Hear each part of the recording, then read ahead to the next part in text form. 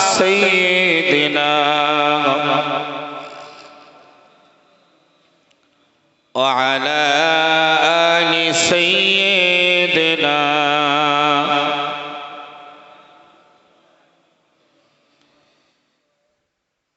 مصطفى ما جاء إلا رحمة للعالمين صلوا على محمد صلوا على صدر الأمين اللهم صل على سيدنا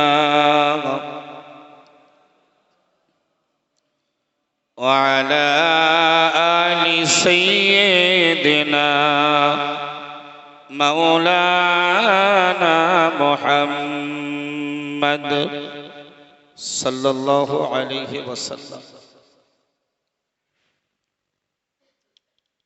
মুআজ্জাজ মুকাররম সামিঈন কিরাম সমবেতভাবে আমরা আজকে রবিউল আউয়াল মাসের 12 তারিখের রাত মহান স্রষ্টা আমাদের প্রতি দয়া করেছেন, অনুগ্রহ করেছেন। আমরা এই সময়ে এই মুহূর্তে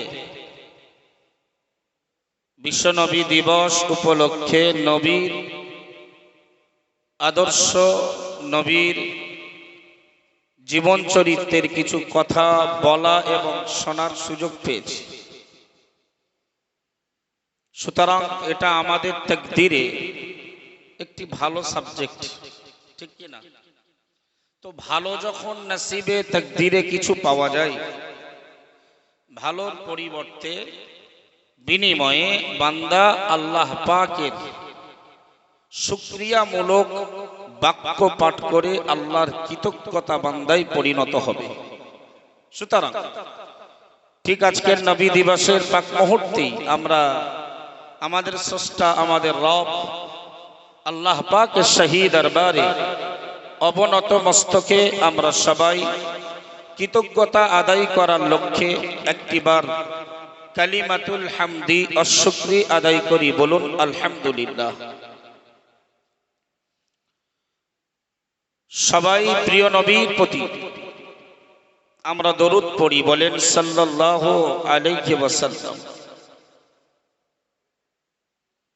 পরপর আজকের এই মহতি মিলাদুন নবী মাহফিলে সুযোগ্য নির্বাচিত মাননীয় সভাপতি সাহেব, মসজিদের ইমাম সাহেব ভাই মাওলানা মঈনুল হাসান সাহেব এবং তৎসহ বাল্লে সিদ্দিকিয়া হাফিজিয়া মাদ্রাসার সুযোগ্য মুদাররিস, আসাতিদায়ে কেরাম, তুলাবা হযরত, মাদ্রাসা মসজিদের কমিটিগণ এবং সামনে উপবিষ্ট বিভিন্ন বয়সের বিভিন্ন স্তরে সম্মানিত বয়োজ্যেষ্ঠ মুরব্বী, আমার বাবাজি, তরুণ যুবক ভাইয়েরা, ইসনাহাসিস ছোট বাচ্চারা, পর্দার আড়ালে অবস্থিত মা ও বোনেরা, শ্রেণী বিশেষ সকলকে বিশ্বনবী দিবসের উপলক্ষে আমার আন্তরিক মোবারকবাদ ও আমি শুভেচ্ছা জ্ঞাপন করছি।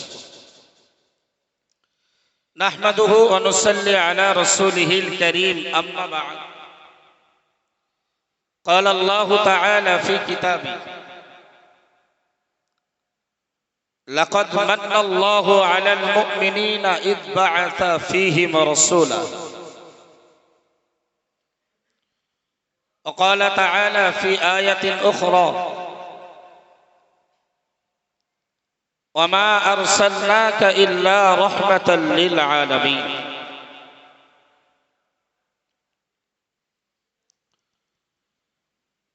وجاء في الحديث الشريف عن النبي صلى الله عليه وسلم أنه قال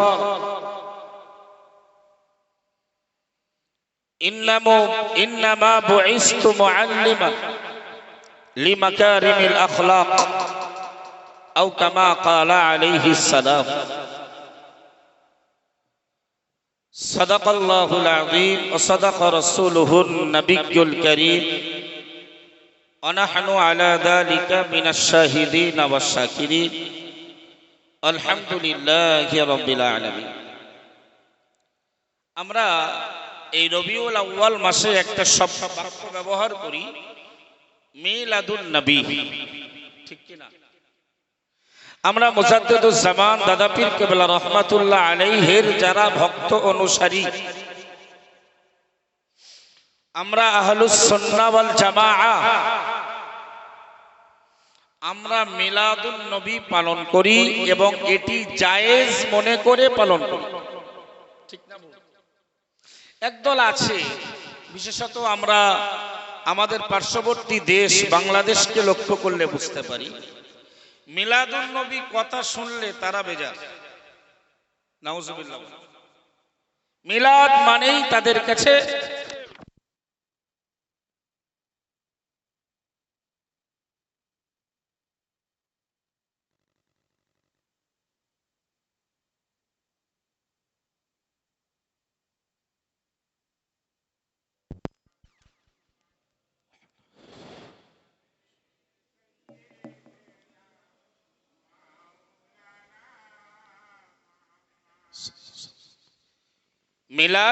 মিলাদুন নবী আমরা আহলুস সুন্নাহ ওয়াল জামাআহ মুজাদ্দিদুজ জামান দাদা পীর কেবলার আকীদা মাসলাক মতাদর্শের মানুষ, আমরা এটিকে জায়েজ মনে করে পালন করি। এখান থেকে আমাদের কয়েকটি বিষয় জানা দরকার, জরুরি। আমরা মিলাদুন নবীর আগে আরেকটা শব্দ ব্যবহার করি, ঈদে মিলাদুন নবী, তাই না? তো আসলে আমাদের জানতে হবে ঈদ কথাটার অর্থ কি। ঈদ কথার অর্থ হলো আনন্দ বা উৎসব। কথাটি কোরআনেও একবার আল্লাহ উল্লেখ করেছেন। হযরত নবী ঈসা আলাইহিস সালাম তার একটা কোনো ঘটনাকে কেন্দ্র করে আল্লাহ কোরআনে ঈদ শব্দটাকে উল্লেখ করেছেন। কোরআনে আল্লাহ নবী ঈসা আলাইহিস সালামের ওই বক্তব্যের সারাংশটা তুলে দিয়েছে। রব্বানা আনজিল আলাইনা মাইদাতাম মিনাস সামা তাকুনু লানা ঈদান লিআউয়ালিনা ওয়া আখিরিনা। কোরআনের আয়াত। নবী ঈসা আলাইহিস সালাম আল্লাহকে বললেন, আল্লাহ একটি দস্তরখানা আপনি আসমান থেকে আমার কাছে নাজিল করেন, অবতরণ করেন। একটি খাঞ্চা, একটি প্লেট পূর্ণ খাবার আপনি আমাদের কাছে পাঠান। তাকুনু লানা ঈদান, যেটি আমাদের জন্য, আমাদের পূর্ববর্তী পরবর্তী জেনারেশনের জন্য আনন্দের এক বিষয় হয়ে যাবে। সুবহানাল্লাহ। তো আমরা এ দ্বারা জানলাম যে ঈদ কথার অর্থ আনন্দ বা উৎসব, যেটি কোরআন দ্বারা প্রমাণিত যে ঈদ কথার অর্থ আনন্দ, যা নবী ঈসা আলাইহিস সালামের বক্তব্যে আল্লাহ বুঝিয়েছেন। রাসূল করিম সাল্লাল্লাহু আলাইহি ওয়াসাল্লাম তিনি হাদিসেও শব্দটি ব্যবহার করেছেন। আবু দাউদ শরীফের 1134 নম্বর হাদিস। ঈদ কথার হাদিসেও নবী বুঝিয়েছেন। হাদিসটি হযরত আনাস বিন মালিক থেকে বর্ণিত। খাদিমুর রাসূল হযরত আনাস বিন মালিক ছিলেন আমার রাসূলের খাদেম। জোরে বলুন। আল্লাহর নবী সাহাবী হযরত আনাস বিন মালিক রাদিয়াল্লাহু তাআলা আনহু তিনি জনগণকে লক্ষ্য করে বললেন, ও নবীর সাহাবীরা মনে রাখো, ও মক্কাবাসী, ও মদিনার অধিবাসী, তোমরা মনে রাখো, আমি আনাস বিন মালিক প্রিয় নবী মুহাম্মদুর রাসূলুল্লাহ সাল্লাল্লাহু আলাইহি ওয়াসাল্লামের 10 বছর ধরে খিদমত করেছি। না না না না, আমি যখন রাসূলের কোনো আদেশকে অমান্য করেছি করেছি এবং রসুলের কোনো নিষেধকে যখন আমি অমান্য করেছি, রসুল আমাকে কখনোই বলিনি কেন কাজটা হলো না বা কেন এটা করলে। একটু জোরে বলুন সুবহানাল্লাহ। বিশ্বনবী দিবস, সুতরাং আনাস বিন মালিকের প্রসঙ্গ খাদিমুর রাসূল, এই কথাটা না বললেই আমাদের কাছে অসম্পূর্ণতা থাকে। রসুলের আদর্শ খাদিমুর রসুল। একজন মানুষের চরিত্র, গুণ, আদর্শ বলতে পারে তার সঙ্গ লাভ করে যে মানুষগুলো, ঠিক না? আমি কত ভালো, আপনি কত ভালো, এটার বিষয়ে বলতে পারবেন যখন আমি আপনার সঙ্গে মিশবো বা আপনি আমার সঙ্গে মিশবেন, ঠিক না? বাকি কোনো মানুষের সঙ্গে আদান প্রদান, লেনদেন, কোনো মানুষের সঙ্গে ওঠা বসা না করে আমরা দূর দূরান্ত থেকে যে মন্তব্য করি, এটা হয়ে যায় গীবাত অথবা মিথ্যা তহমাত, অপবাদ। নাউজুবিল্লাহ বলেন। কোন লোকের ব্যাপারে তার সঙ্গে না মিশে, না চলে, না লেনদেন আদান প্রদান করে, আত্মীয়তা বন্ধন না করে যদি কোনো মানুষের পিছনে তার দোষ ত্রুটি বর্ণনা করা হয়, এটা গীবাত। যদি দোষটা ভেতরে না থাকে আমরা পেছনে বলি গীবাত, আর যদি দোষটা লোকটার ভেতরে না থাকে তাহলে ওটা হয়ে যাবে অপবাদ। নাউজুবিল্লাহ বলেন। আনাস বিন মালিক বললেন, আমি রসুলের 10 বছর খেদমত করেছি, আমি যে কাজটা করেছি রসুল বলেননি যে কেন করলে। আবার যেটা রসুলের আদেশ ছিল করিনি, মানিনি, কোনো কারণবশত ছেড়ে গেছে, রসুল আমাকে কোনোদিন কৈফিয়ত করেননি যে আনাস তুমি এটা কেন করলে না। সুবহানাল্লাহ। আনাস বিন মালিক দুরন্ত একটা তথ্য দিয়েছে যে আমি নবীর জীবনে, আমার জীবনে নবীকে যত খেদমত করেছি, আমার রাসূল করিম সাল্লাল্লাহু আলাইহি ওয়াসাল্লাম তার থেকে বেশি খিদমত, বেশি উপকার, বেশি কাজ নবী আমার করে দিয়েছেন। সুবহানাল্লাহ বলুন। তো আনাস বিন মালিক থেকে হাদিসটি বর্ণিত, উনি বলেন, কাদিমা রাসূলুল্লাহ সাল্লাল্লাহু আলাইহি ওয়াসাল্লাম আল মদিনা। রসুল যখন মক্কা থেকে মদিনায় হিজরত করলেন, এই দিনটাও ছিল সোমবার। সুবহানাল্লাহ। রসুলের জন্মের তারিখ সম্পর্কে মতভেদ আছে, কিন্তু রসুলের জন্মের দিন, বার সম্পর্কে কোনো মতভেদ নেই। সুবহানাল্লাহ।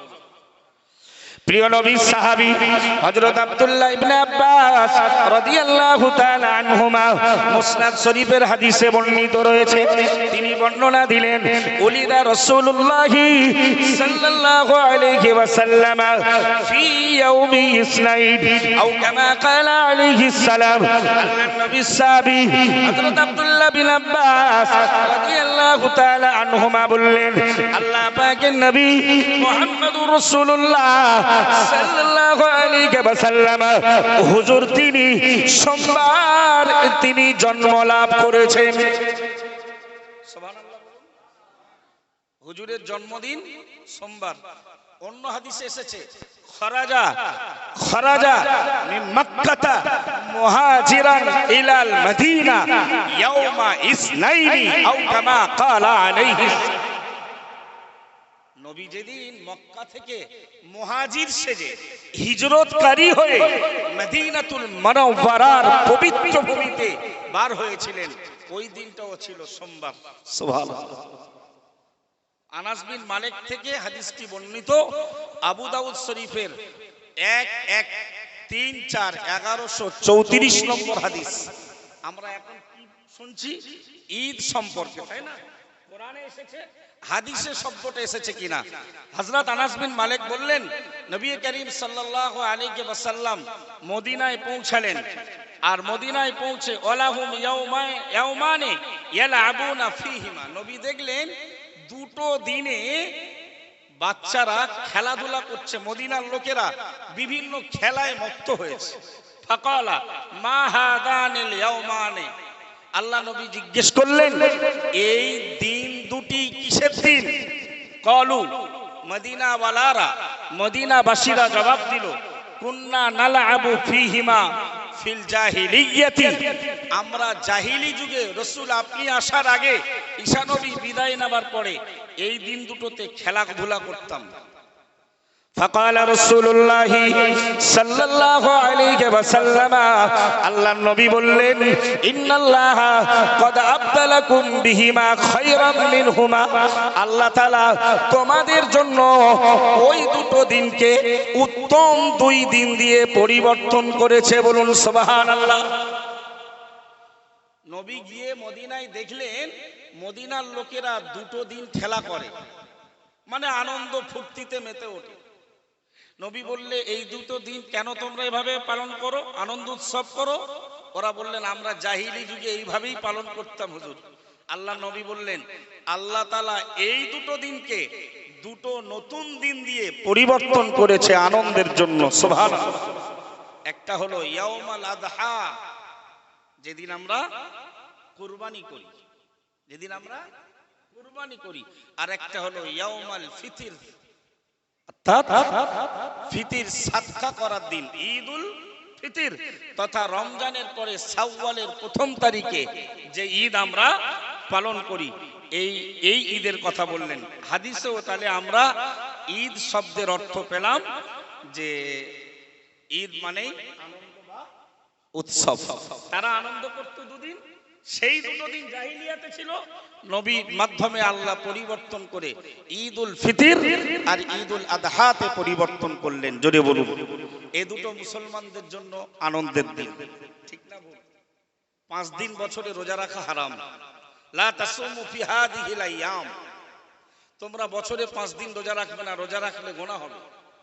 একটা হলো ঈদুল ফিতর, ঈদুল ফিতর রমজানের ঈদ, রমজানের পরে রোজার ঈদ আমরা যেটা বলি। আর দ্বিতীয় হলো ইয়াউমুল আযহা, মানে কুরবানির ঈদ। আর 3 দিন হলো 10ই জিলহজ আমরা কুরবানি করি, 11ই জিলহজ, 12ই জিলহজ, 13ই জিলহজ, টোটাল 5 দিন। আল্লাহ নবী বললেন রোজা রাখা তোমাদের জন্য নিষেধ, কারণ ফাইন্নাহা আইয়ামু আকলিন ওয়া শুরবিন ওয়া বিআলিন আও কামা ক্বালা আলাইহিস সালাম।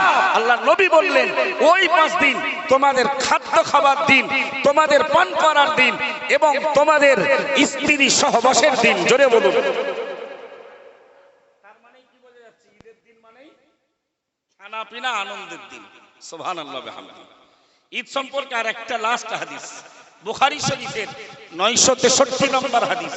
হাদিসের বর্ণনাকারী হযরত আব্দুল্লাহ ইবনে ওমর قال كان رسول الله صلى الله عليه وسلم وابو بكر وعمر رضي الله عنهما يصلون العيدين قبل الخطبه। আল্লাহর নবী, আবু বকর এবং উমর রাদিয়াল্লাহু তাআলা আনহুমা তিনজনেই তারা 2 ঈদের নামাজ পড়তেন।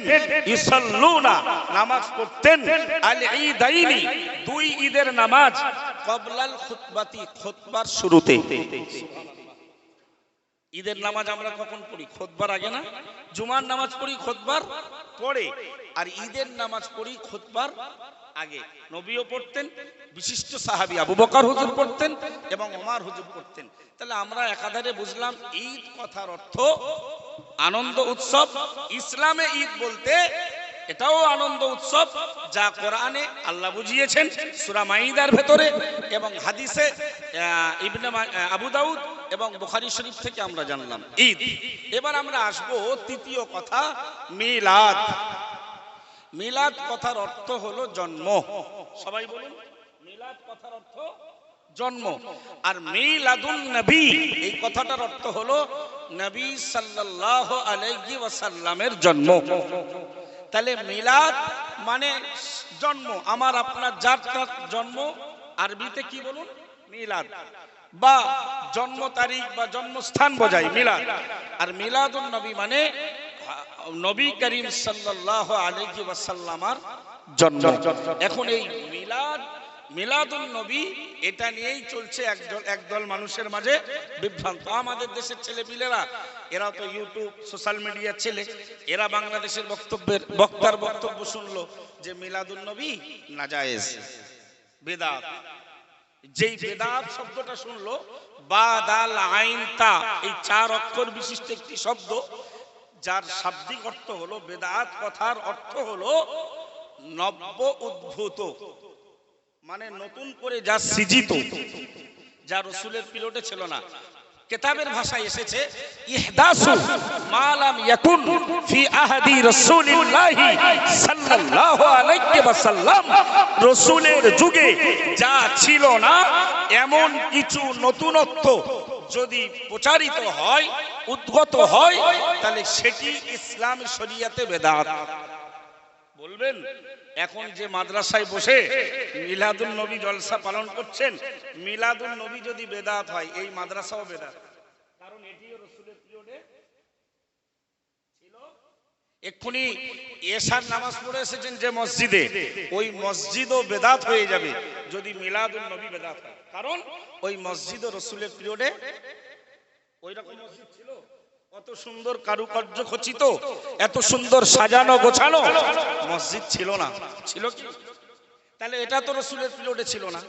আমরা কোরআন আকারে যে কোরআন পড়ি, এই কোরআনও রাসূলের পিরিয়ডে এমন ভাবে ছিল না। গাছের পাতায় ছিল, হ্যাঁ, গাছের ছালে ছিল, কোন সিলেটে লেখা ছিল, কোন চামড়ায় লেখা ছিল। এভাবে কোরআন পেয়েছি আমরা উসমান ইবনে আফফান, যাকে আমরা খুতবার ভেতরে ইমাম সাহেবরা পড়ে ওয়া আলা জামিউল কোরআন উসমান ইবনে আফফান, মানে কোরআনের একত্রিতকারী হলেন প্রিয় নবীর জামাতা, যার জুন্নুরাইন উপাধি হযরত উসমান গনি, তিনি প্রথম কোরআনকে একত্রিত করেছিলেন। জোরে বলুন। তাহলে আমরা যে কোরআন পড়ি, এই ধরনের কোরআন, এই বই আকারে কোরআন নবীর পিরিয়ডে ছিল না। তাহলে এই যে টুপি পাঞ্জাবি পরে আছি, এদেশ রাসূলের পিরিয়ডে ছিল বলে মনে হয়? আজ থেকে 1500 বছর আগে এই কাপড়, এই ফ্যাশন ছিল? এই মাইকে আমরা ওয়াজ নসিহত করছি, সব রাসূলের পিরিয়ড ছিল? তাহলে তো সব বেদাত, আমাদের জীবনটাই বেদাত। ঠিক বলছি না? সুতরাং আহলুস সুন্নাহ ওয়াল জামাআহ মুজাদ্দিদুজ জামান, যিনি যুগ সংস্কারক, সর্বপ্রথম এই মিলাদুন নবী যিনি পালন করেছিলেন, তার নাম হযরত মুজাদ্দিদ হযরত আব্দুল আজিজ রাহমাতুল্লাহি আলাইহি। সুবহানাল্লাহ। পৃথিবীর প্রথম মুজাদ্দিদ আব্দুল আজিজ রাহমাতুল্লাহি আলাইহি, তিনি প্রথম এই নবী দিবস, নবীর সিরাত সম্পর্কে, নবীর জন্ম বৃত্তান্ত, বংশ পরিচয় সম্পর্কে তিনি আলোচনার মজলিস করেছিলেন। কোন মুজাদ্দিদ যদি নবী দিবস পালন করে, মুজাদ্দিদ মানে তো যুগ সংস্কারক, সে কখনো বেদাত করতে পারে না। ঠিক না? মুজাদ্দিদ মানেই তো বেদাতকে খণ্ডনকারী, বেদাত প্রতিষ্ঠাকারী হতে পারে না। জোরে বলুন। এই মিলাদুন নবী এটা শুধু জায়েজ নয়, এটা আমরা বলতে পারি আমাদের কাছে এটা ওয়াজিব। ঠিক না ভাই? একটু বাংলা ভাষায় সামাজিক ভাবে কিছু এক্সাম্পল, উদাহরণ বুঝুন। ফর এক্সাম্পল, আপনি একটা ইন্স্যুরেন্স চালান, কিংবা আপনার কোনো নিজস্ব আইডেন্টি ফাইল, কোনো আইডেন্টি কার্ড, তার একটা সময়সীমা থাকে, থাকে না? থাকে না? এখন হজের সময়, ওমরার সময় একটা পাসপোর্ট করলেন, ওর একটা নির্ধারিত ডেট থাকে। সময় অতিবাহিত হলে আমাদেরকে ওটাকে আবার রিনিউ করতে হয়। দীর্ঘদিন একটা গাড়ি, একটা মেশিন চালালে ওটাকে সার্ভিস করতে হয়। আমাদের দেহ সার্ভিসের জন্য আল্লাহ বছরে 1 মাস রোজা দান করেছেন। সুবহানাল্লাহ। রমজানের রোজা যত রকমের ফজিলাত আছেই তো আছে, সবথেকে বড় ফজিলাত যদি রোজাটা সুন্নাত মোতাবেক হয়, তাহলে নিশ্চিত ওটা আমাদের দেহের সার্ভিস। ভাই তো সব কিছুর যদি একটা রেনু হয়, নবী 1500 বছর আগে আমাদের থেকে বিদায় নিয়েছে, মাঝে মাঝে এই পাপে ভরা অন্তর, পাপ করে করে, গুনাহ করে করে, অন্যায় করে করে অন্তরটা কালো হয়ে গেছে। এই অন্তরওয়ালাদের কাছে যদি একটু নবীর জিকির, নবীর তাজকিরা, নবীর আলোচনা, নবীর জীবন, নবীর আদর্শ, নবীর চলাফেরা, নবীর খাওয়া দাওয়া, প্রিয় নবী সাল্লাল্লাহু আলাইহি ওয়াসাল্লামের লাইফ হিস্ট্রি, লাইফ স্টাইল, জীবন আদর্শ, জীবন ব্যবস্থাপনা, তার সামাজিকতা, তার সাংসারিক জীবন, তার ব্যবসায়িক জীবন যদি একটু তুলে ধরা হয় তাহলে আমাদের ইসলামিক জীবনটা রেনু হবে। কত মানুষ আছে যারা ইসলামিক কালচারে দৈনন্দিন থাকে, পাঁচ ওয়াক্ত নামাজ পড়ে, রোজা করে, যারা জিকির আজকার করে, এই লোকগুলোকে নবী দিবস পালন না করলে খুব একটা খারাপ হবে না, কারণ তারা প্রতিদিন তো নবী দিবস করে, জিকির করছে, দরুদ শরীফ পড়ছে, নবী দিবস না। প্রিয় নবী আমার বললেন, মান সাল্লা আলাইয়া সালাতান ওয়া ফি রিওয়ায়াতিন মান সাল্লা আলাইয়া ওয়াহিদাতান সাল্লাল্লাহু আলাইহি আশারাতিন আও কামা ক্বালা আলাইহি সালাম। প্যারা নবী মুহাম্মদুর রাসূলুল্লাহ সাল্লাল্লাহু আলাইহি ওয়াসাল্লাম বললেন, ও আমার সাহাবীরা মনে রাখো, ও আমার উম্মতিরা মনে রাখো, আল্লাহর নবী মুহাম্মদুর রাসূলুল্লাহ সাল্লাল্লাহু আলাইহি ওয়াসাল্লাম বলছি যে নারী বা পুরুষ আমার উম্মতির ভেতরে যে বা যারা একটিবার দরুদ শরীফ পাঠ করলো, আল্লাহ তাআলা ওই মানুষটার উপরে 10টা রহমত নাজিল করে দেয়। তাহলে যারা দৈনন্দিন ফজরের পরে মুজাদ্দিদে জামানের চিশতিয়া তরিকা মশ করে, আমি আমার কলবের দিকে মুতাওয়াজ্জা আছি, আমার কলব হযরত মুর্শিদ কেবলার কলবের ওসিলায় খাজা মুঈনুদ্দিন চিশতি রাহমাতুল্লাহ আলাইহির কলবের দিকে মুতাওয়াজ্জা আছে, তার কলব থেকে তাবাজ্জু জিয়ারত ও মহব্বতের ফয়েজ আমার কলবে আসুক বলেই আল্লাহুম্মা, সবাই পড়েন আল্লাহুম্মা সাল্লি আলা সাইয়্যিদিনা মুহাম্মাদিন সাইয়্যিদিল মুরসালিন ওয়া আলা মুহয়ি সুন্নতিহি শেখ মুঈনুদ্দিন চিশতি ইমামুত তরিকতি ওয়াল আউলিয়াই ওয়াল কামিলিন। 100 বার বেশি বেশি 500 বার পড়তে পড়ে, এটা আমার মুজাদ্দিদে জামানের দেওয়া তরিকা। সুবহানাল্লাহ। যারা বায়াত হয়, হাক্কানি মানুষের হাতে যারা বায়াত হয়, ফজরের তাসবিহ, এই লোকটা তো ফজরেই নবী দিবস করলো, সুবহানাল্লাহ। এশার নামাজের পরে আবার তাসবিহ। আমি আমার কলবের দিকে মুতাওয়াজ্জা আছি, আমার কলব হযরত মুর্শিদ কেবলার কলবের ওসিলায় নবী পাক সাল্লাল্লাহু আলাইহি ওয়াসাল্লামের কলবের দিকে মুতাওয়াজ্জা আছে। হুজুরে পাক সাল্লাল্লাহু আলাইহি ওয়াসাল্লামের কলব থেকে তাওয়াজ্জু, জিয়ারত ও মুহাব্বতের ফয়েজ আমার কলবে আসুক বলে একটা দরুদ শরীফ পড়তে হয়। আল্লাহুম্মা সাল্লি আলা সাইয়্যিদিনা মুহাম্মাদানিন নাবিয়্যিল উম্মিয়্যি ওয়া আলিহি ওয়া সাল্লিম।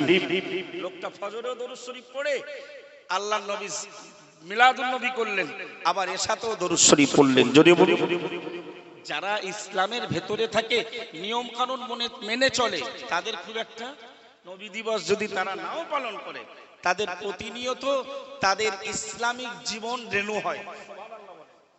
এই যে একদল বলে না যে সাহাবীদের যুগে ছিল না, তাবেঈনদের যুগে ছিল না, আরে সাহাবীরা তো খোদ রাসূলকে দেখেছে, তারা রাসূলকে পেয়েছে, তারা তো সদা সর্বদা রাসূলের সুন্নাতের উপরেই, রাসূলের চলে যাবার পরেই তারা স্থাপিত ছিল। জোরে বলুন, সাহাবীরা তারা তো রাসূলের আদর্শের উপরেই প্রতিষ্ঠিত ছিল, মৃত্যু পর্যন্ত তারা কখনোই রাসূলের সুন্নাতকে ছাড়তেন না। সুবহানাল্লাহ। সুতরাং তাদের তো আর আলাদা করে নবী দিবস পালন করার, আমাদের যুবকদের, আমাদের ছেলেদের, আমাদের মেয়েদের, আমাদের মায়েদের, আমাদের পরিবারে, আমাদের সমাজের ছেলে মেয়েদের যে কালচার, মাঝে মাঝে নবী দিবস, এটা তো শুধু জায়েজ নয়, আমরা মনে করি বর্তমান যুগে এটি ওয়াজিবের দরজা রাখে। কারণ নবী দিবস হলে মুসলমানের মুসলমানিত্ব, মুসলমানের ইসলামিক জীবনটা রেনু হয়ে যাবে। জোরে বলে,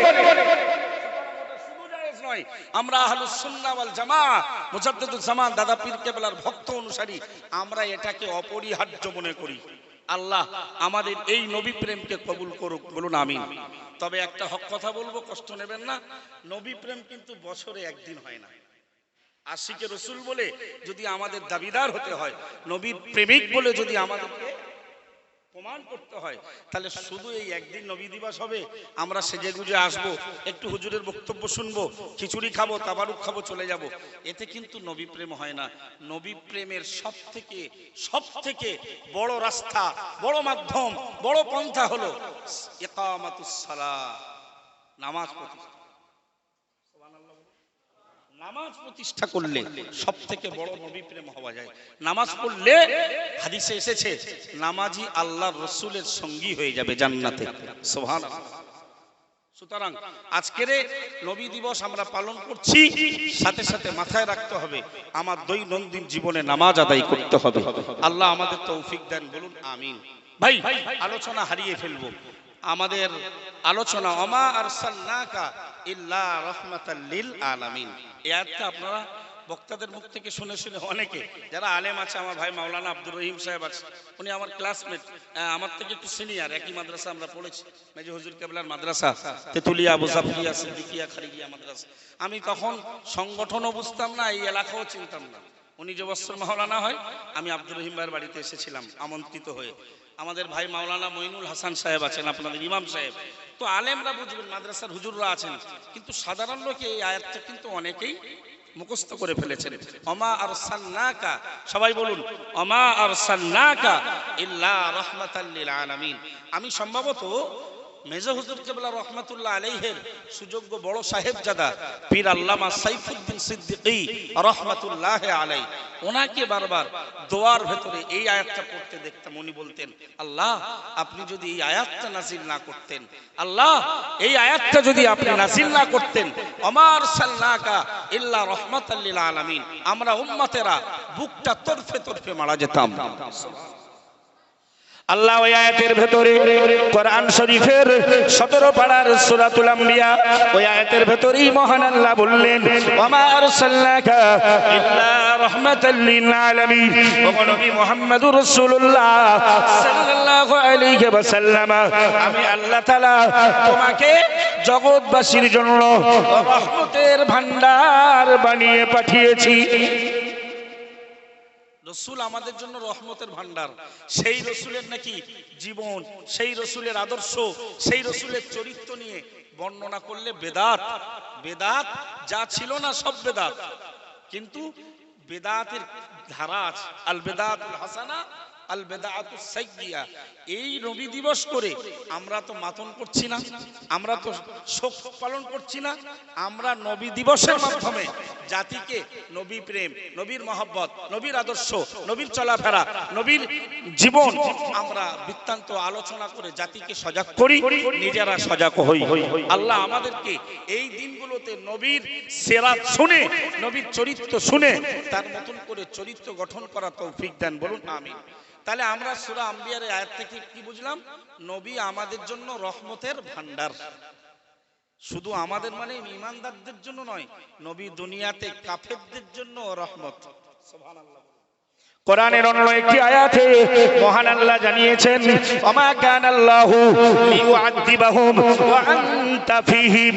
আমার আল্লাহ বললেন, ও নবী মুহাম্মদুর রাসূলুল্লাহ সাল্লাল্লাহু আলাইহি ওয়াসাল্লাম, কাফের মুশরিক বেঈমান বেদিন, একদিকে আমি আল্লাহর নাফরমান, একদিকে তারা আপনার শত্রু, কিন্তু এরপরেও তো আমি আল্লাহ তাদেরকে আযাব দিতে পারি না, কারণ হলো ওয়া আনতা ফীহিম, আপনি রহমত নবী তাদের মাঝেই বিদ্যমান রয়েছেন।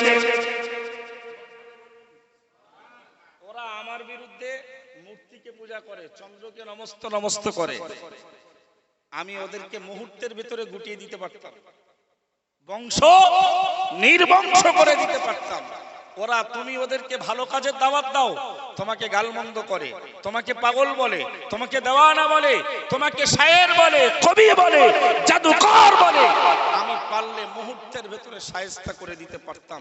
কিন্তু নবী, এটা কেমন করে সম্ভব? ওমা কানাল্লাহু, এটা তো আল্লাহ পারে না, আল্লাহর দ্বারা সম্ভব নয়। লিউআযিবাহুম, আল্লাহ তাদেরকে শাস্তি দেবে, ওয়া আনতা ফীহিম, আর আপনি তাদের মাঝে থাকবেন। জোরে বলুন।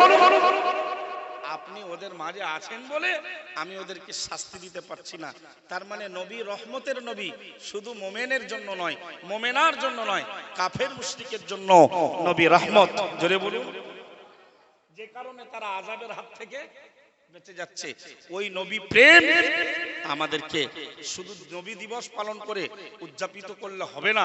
নবী প্রেম আমাদের চেহারায়, আমাদের লেবাসে, আমাদের পোশাকে, আমাদের আচার আচরণে, আমাদের ব্যবহারে, আমাদের পরিবারে, সামাজিকতায়, ব্যবসায়ী জীবনে, কর্মজীবনে, সব স্তরে আমাদেরকে এটা প্রমাণ করতে হবে। যতদিন আমরা রাসূলের প্রেম না করতে পারবো, রাসূলের আদর্শ ধারণ করতে পারবো, ততদিন পর্যন্ত কিয়ামতে আল্লাহ পাকের কাছে আমরা প্রকৃত মুমিন রূপে পরিগণিত হতে পারবো না।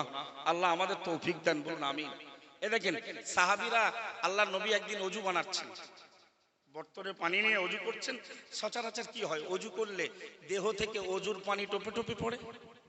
আর সাহাবীরা কি করছে, রাসূলের দেহ থেকে যে পানির ফোঁটাগুলো ঝরে পড়ছে, দুই আঁচলা বলে ধরে নিয়ে মুখে মাখছে, দেহে বোলাচ্ছে, এই করছে। আল্লাহ নবী বললেন, তোমাদের এই কাজ করার কারণ কি? সাহাবীরা বললেন, হুজুর আমাদের ইচ্ছা যেন আল্লাহ আর তার রাসূল আমাদের ভালোবাসে। মন খুলে বলে, আমরা আপনার ওযু করার পরে ওযুর প্রবাহিত পানি ধরে মেখে নিচ্ছি, আমাদের ইচ্ছা আল্লাহ আর তার রাসূল যেন আমাদেরকে মহব্বত করে। আল্লাহর নবী বললেন, মান সাররাহু আইয়ুহিব্বাল্লাহা ওয়া রাসূলুহু আও ইউহিব্বুহুল্লাহু ওয়া রাসূলুহু আও কামা ক্বালা আলাইহিস সালাম। আল্লাহর নবী বললেন, ও আমার সাহাবীরা মনে রাখো, যদি তোমাদের ভেতরে কেউ আল্লাহ আর তার রাসূলকে ভালোবাসতে চায়, অথবা যদি কেউ মনে করে আল্লাহ আর তার রাসূল ওই লোকটাকে ভালোবেসে ফেলুক, তার জন্য তিনটে করণীয়। আল্লাহর নবী এক নম্বরে বললেন, ও আমার সাহাবীরা মনে রাখো, এক নম্বরের দায়িত্ব হলো ফালিয়াসদুক হাদিসাহু ইদা হাদাসা আও কামা ক্বালা আলাইহিস সালাম। যারা চাই আমি নবী প্রেমিক হয়ে যাব, আমি আল্লাহর আরিফ বিল্লাহ আশিক বিল্লাহ হয়ে যাব, আমার নবী দিক নির্দেশনা দিলেন তিনটি কথা। এক নম্বরে নবী বললেন, যারা নবী প্রেম চায়, নবীকে মহব্বত করতে চায়, আল্লাহর মনোনীত বান্দা হতে চায়, তাদের এক নম্বরের দায়িত্ব হলো কথা বললে তারা সদা সর্বদা সত্য বলবে। যদি কেউ দুনিয়া থেকে ভাবে রাসূলকে প্রেম করব আর বিনিময়ে আল্লাহকে পেয়ে যাব, কটা দায়িত্ব? সবাই জবান খুলে বলেন, কটা দায়িত্ব? তার মানে হুজুর সাহাবীদেরকে বোঝাতে চাইলেন, তোমরা যে আমার ওযু পানি পড়ছে আর মেখে নিচ্ছ, এটা কিন্তু ঠিক ভক্তের পরিচয় নয়, এটা চালাক ভক্তের, শিক্ষিত ভক্তের পরিচয় নয়, এটা কিন্তু অন্ধভক্ত মতো হচ্ছে। এই পানি মেখে নিলে আল্লাহকে ভালোবেসে ফেলবে, রাসূলকে ভালোবেসে ফেলবে, এটা তো সম্ভব নয়। আমি রাসূল বলছি, ভালোবাসার তিনটি দিক আছে। এক নাম্বার, যৌথভাবে তিনটি সাবজেক্টকে পালন করতে হবে। এক নম্বরে নবী বললেন, কথা বললে সত্য বলবে, তার মানে সদা সর্বদা সত্য কথা বলবে। জোরে বলুন। অন্য একটি হাদিসে সততার ব্যাপারে নবী বললেন, ওয়া আলাইকুম বিসিদকি ফাইন্নাস সিদকা ইয়াহদি ইলাল বিররি ওয়া ইন্নাল বিররা ইয়াহদি ইলাল জান্নাতি ওয়া মা ইয়াসালুর রাযুকু ইয়াসদুকু ওয়া ইয়াতাহাররাস সিদকা হাত্তা ইত্তাবা ইনদাল্লাহি সিদ্দিকা আও কামা ক্বালা আলাইহিস সালাম। আল্লাহ পাকের নবী মুহাম্মদুর রাসূলুল্লাহ সাল্লাল্লাহু আলাইহি ওয়াসাল্লাম একটি হাদিসে বললেন, ও আমার সাহাবীরা, তোমরা সত্যকে আঁকড়ে ধরো, সততার জীবন লাভ করো, কেননা আমি নবী বলছি, ফাইন্নাস সিদকা ইয়াহদি ইলাল বিররি, সততা সত্য মানুষকে নেকির রাস্তায় পরিচালিত করে, ওয়া ইন্নাল বিররা ইয়াহদি ইলাল জান্নাতি, আর নেকি মানুষকে জান্নাতের রাস্তার লোকেশন দেয়। সততা মানুষকে নেকির রাস্তা দেখায়, আর নেকি মানুষকে জান্নাতের রাস্তা দেখিয়ে দেয়। সুবহানাল্লাহ বলুন, প্রাণ খুলে বলুন সুবহানাল্লাহ। আপনি জানেন সুবহানাল্লাহ মানে কি শব্দ? এটা তাম পৃথিবীতে যা কিছু দেখেন, যত আমাল করেন, সব থেকে মিজানের দাড়িপাল্লায় ভারী হবে এই সুবহানাল্লাহ। বিশুদ্ধভাবে সুবহানাল্লাহ, সবাই বলেন সুবহানাল্লাহ। সুবহানাল্লাহ সুবহানাল্লাহ সুবহানাল্লাহ পড়লে সব তো দূরের কথা, গুনাহ হতে পারে। কারণ শব্দ অক্ষর পরিবর্তন হলে মানে পরিবর্তন হয়, মানে সুবহানাল্লাহ দন্তস্য হস্য ব হয়াকার দন্তন্নায়াকার লয়লায়াকার হ সুবহানাল্লাহ সুবহানাল্লাহ। এই কথাটা পড়লে আপনি জানেন সব আমলের থেকে 5 লক্ষ টাকা ব্যয় করে হজ করার থেকেও এই আমলটা মিজানের পাল্লায় সব থেকে ভারী হবে। আরেকটু মন খুলে বলুন।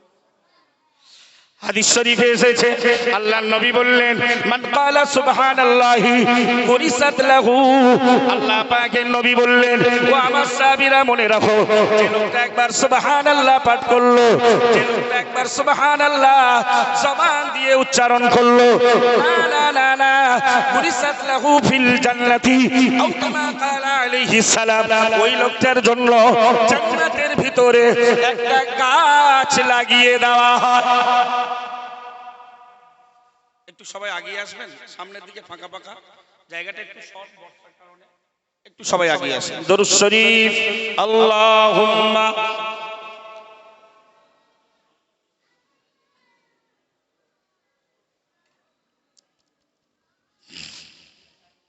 বাবু মন দিয়ে কথা শোনেন।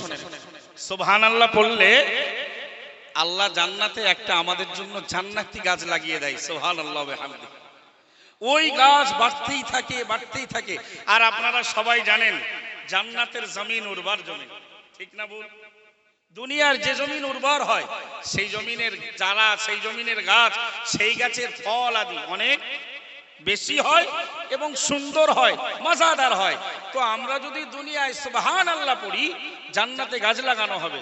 আর আমরা জানি জান্নাতের জমিন, হাদিসে এসেছে এই জান্নাতের জমিন হলো তুরবাতুন তাইয়্যিবাতুন, জোরে বলুন সুবহানাল্লাহ। পবিত্র জমি, উর্বর জমি, সেখানে ওই গাছ ফলে ফুলে সুশোভিত হবে। আল্লাহ যদি আমাদের ওই বিনিময়ে জান্নাত দেয়, আমরা ওই গাছের ফল ভোগ করব। আল্লাহ তৌফিক দেন, বলুন আমিন। তো ভাই সুবহানাল্লাহ মন খুলে বলতে হবে। যাই হোক, আলোচনা করছিলাম আল্লাহ পাকের নবী জাতির জন্য রহমত, উম্মতের জন্য রহমত, শিশুর জন্য নবী রহমত। সুবহানাল্লাহ বলুন। বৃদ্ধ লোকের জন্য নবী রহমত, পিতামাতার জন্য নবী রহমত, সন্তানের জন্য নবী রহমত, নেতার জন্য নবী রহমত, প্রজার জন্য নবী রহমত, জোরে বলুন। আল্লাহ নবী সাল্লাল্লাহু আলাইহি ওয়াসাল্লাম সাহাবীদেরকে বলছিলেন, বাবা তোমরা যদি আমার মহব্বত করতে চাও, আল্লাহকে যদি পেতে চাও, তোমাদের দায়িত্ব কটা? 3টে। 1 নম্বরে বললেন কথা বললে সত্য কথা বলতে হবে। নবী এই কথাটা অন্য হাদিসে বললেন, সততা তোমরা আঁকড়ে ধরো, জীবনে তোমরা সততা লাভ করো। কারণ সত্য বা সততা তোমাদেরকে নেকির রাস্তা দেখায়, আর নেকি এটা জান্নাতের লোকেশন দেয়, জোরে বলুন। শুধু তাই নয়, প্রিয় নবী আমার বললেন ওমা ইয়াসালুর রাজুলু ইয়াসদুকু, যে লোকটা সদা সর্বদা সত্য কথা বলে, ওয়ায়াতাহাররাস সিদকা, এবং সত্য বলার জন্য আপ্রাণ প্রচেষ্টা চালায়। প্রিয় নবী বললেন হাত্তা ইত্তাবা ইনদাল্লাহি সিদ্দিকা, ও আমার সাহাবীরা মনে রাখো কিয়ামতের মহাময়দানে আল্লাহর শাহী দরবারে ওই লোকটার নাম হয়ে যাবে সিদ্দিক। লোকটার নাম যা থাকে থাক, কিন্তু তার নামের শেষে যারা সততার সঙ্গে চলবে, সত্য সত্য প্রতিষ্ঠা করবে, সত্য মানুষের কাছে প্রচার করবে, আল্লাহ নবী বললেন কিয়ামতের দিন এই লোকটার নামের পাশে সিদ্দিক উপাধিতে ভূষিত করা হবে। পৃথিবীর মাটিতে সর্বপ্রথম সিদ্দিক উপাধি পেয়েছিলেন হযরত আবু বকর সিদ্দিক রাদিয়াল্লাহু তাআলা আনহু। উপাধিটা দিয়েছিলেন হযরত মুহাম্মদুর রাসূলুল্লাহ সাল্লাল্লাহু আলাইহি ওয়াসাল্লাম মেরাজের ঘটনাকে কেন্দ্র করে। নবী যখন মেরাজ থেকে ফিরে মক্কার কাফেরদের মাঝে প্রচার দিলেন, আমি এই সেই করেছি, জান্নাত জাহান্নাম সব ঘুরেছি, 50 ওয়াক্ত নামাজ আমি 9 বার ফিরে গিয়ে 5 ওয়াক্ত মাইনাস করেছি, সব নবীদের সঙ্গে সাক্ষাৎ করেছি। এরা বলল এটা কখনোই হতে পারে না, এটা কখনোই হতে পারে না। এরা আবু বকরের সঙ্গে সাক্ষাৎ করলেন রাস্তায়, বললো তোমাদের নবী কলা রাসূলুল্লাহ সাল্লাল্লাহু আলাইহি ওয়াসাল্লাম কাদা ওয়া কাদা এমন এমন বলছে। আল্লাহর নবী সাহাবী হযরত আবু বকর সিদ্দিক রাদিয়াল্লাহু তাআলা আনহু বললেন, এটা কি সত্যি আমার নবী বলেছে? বলল হ্যাঁ। বলে যদি আমার নবী বলেন তাহলে সাদাকা, তিনি সত্য বলেছেন। আরেকটু মন খুলে বলুন। এরপর প্রিয় নবী সাহাবী সাইয়্যিদুনা আবু বকর রাদিয়াল্লাহু তাআলা আনহু গুটি গুটি পায়ে আল্লাহর নবীর দরবারে হাজির হয়ে গেল। প্রিয় নবী মুহাম্মদুর রাসূলুল্লাহ সাল্লাল্লাহু আলাইহি ওয়াসাল্লাম মেরাজ রজনীর পূর্ণাঙ্গ ঘটনাটা আল্লাহর নবীকে আল্লাহর নবী আবু বকর হুজুরকে শুনিয়ে দিলেন। আল্লাহ পাকের নবী সাহাবী আবু বকর শুনেই বললেন, সাদাকতা ইয়া রাসূলুল্লাহ, ইয়া হাবিবাল্লাহ, হুজুর আপনি যা বলেছেন আমি এই মুহূর্তে সত্যায়ন করলাম। একটু জোরে বলুন সুবহানাল্লাহ। আশহাদু আন্নাকা রাসূলুল্লাহি হাক্কা, ইয়া রাসূলুল্লাহ, হাবিবাল্লাহ, আমি আবু বকর জনসমক্ষে দাঁড়িয়ে, আমি মক্কার মাটিতে দাঁড়িয়ে আবারও সাক্ষ্য দিচ্ছি, আন্না রাসূলুল্লাহি হাক্কা, আপনি সত্য সত্য আল্লাহ পাকের নবী। হুজুর সাদাকতা, মেরাজের যা ঘটনা শোনালেন সব সত্য। ওয়া আশহাদু আন্নাকা রাসূলুল্লাহি হাক্কা, আমি আরো সাক্ষ্য দিচ্ছি আপনি প্রকৃত পক্ষে আল্লাহর রাসূল। প্রিয় নবী স্থির থাকলেন না, জবান ছেড়ে দিয়ে বললেন, ও আবু বকর, ও আশহাদু আন্নাকা সিদ্দিকু হাক্কা, আমি নবী মুহাম্মদুর রাসূলুল্লাহ সাল্লাল্লাহু আলাইহি ওয়াসাল্লাম বলছি তুমি সত্যি, তুমি প্রকৃত পক্ষে সত্যায়নকারী। ওই দিন প্রথম পৃথিবীর মাটিতে সিদ্দিক উপাধি পেলেন নবী সাহাবী আবু বকর। আমার মুজাদ্দিদ জামান যে সিদ্দিক ওই বংশের নসলে এসেছেন এবং তার জীবন আদর্শ, তার লাইফ স্টাইল, তার জীবন রচনা, ওই পুস্তক পড়ে আমরা যা পেয়েছি তিনি সততা এবং সত্যকে নিজের জীবনে অ্যাপ্লাই করেছেন। ঠিক না বল? তাই তার নামের শেষেও সিদ্দিক মানান শহীদ। ঠিক না বল বাবু? আর আমরা আম পাবলিক যদি মনে করি আমরাও কিয়ামতের দিন সিদ্দিক উপাধিতে ভূষিত হব, আমাদের দরকার সততার জীবন লাভ করা। কথা বললে নবী বললেন, আমার প্রেম ভালোবাসার মানুষ হতে গেলে ফালিয়াসদুক হাদিসাহু ইদা হাদাসা, সত্য কথা বলতে হবে। জোরে বলুন।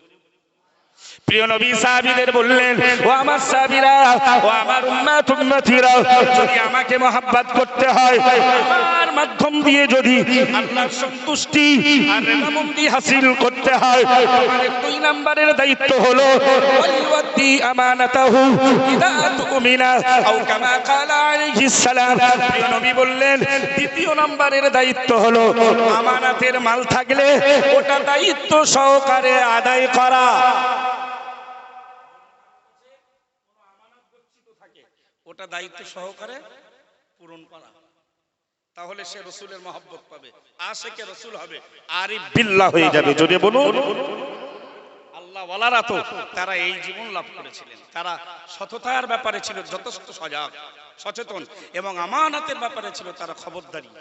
ঠিক না বল? নবী বললেন, সাহাবীরা যদি তোমরা আমার ভালোবাসতে চাও, আমার প্রেম যদি অন্তরে তোমরা ধারণ করতে চাও, আর আমার মাধ্যম দিয়ে যদি আল্লাহকে তোমরা কাছে পেতে চাও, তোমাদের নিকটতম বানাতে চাও, 3 নম্বরের দায়িত্ব হলো ওয়ালিয়ুকরিম ওয়ালিয়ুহসিন জারাহু আও ইদা জাওয়ারাহু আও কামা ক্বালা আলাইহিস সালাম, তাহলে সে যেন তার প্রতিবেশীর সঙ্গে ভালো ব্যবহার করে। ইমামের সঙ্গে তাই ভালো ব্যবহার হয় না, হুজুরের সঙ্গে ভালো ব্যবহার হয় না, আলেমের সঙ্গে হয় না, আলেমে ভালো ব্যবহার হয় না, ভাই ভাইয়ে হয় না, পিতা মাতায় হয় না, প্রতিবেশী তো দূর কি বাপ।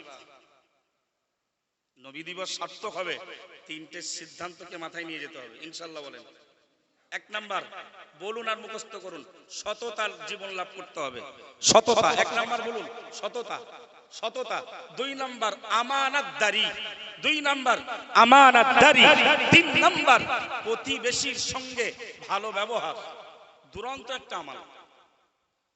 হজ উমরা, নামাজ, যাকাত, হ্যাঁ, এগুলো অপেক্ষা প্রতিবেশীর যদি হকের ব্যাপারে কেউ সজাগ থাকে, প্রতিবেশীর সঙ্গে ভালো ব্যবহার করে, লোকটার মান মর্যাদা ইজ্জত আল্লাহর কাছে অনেক বেশি।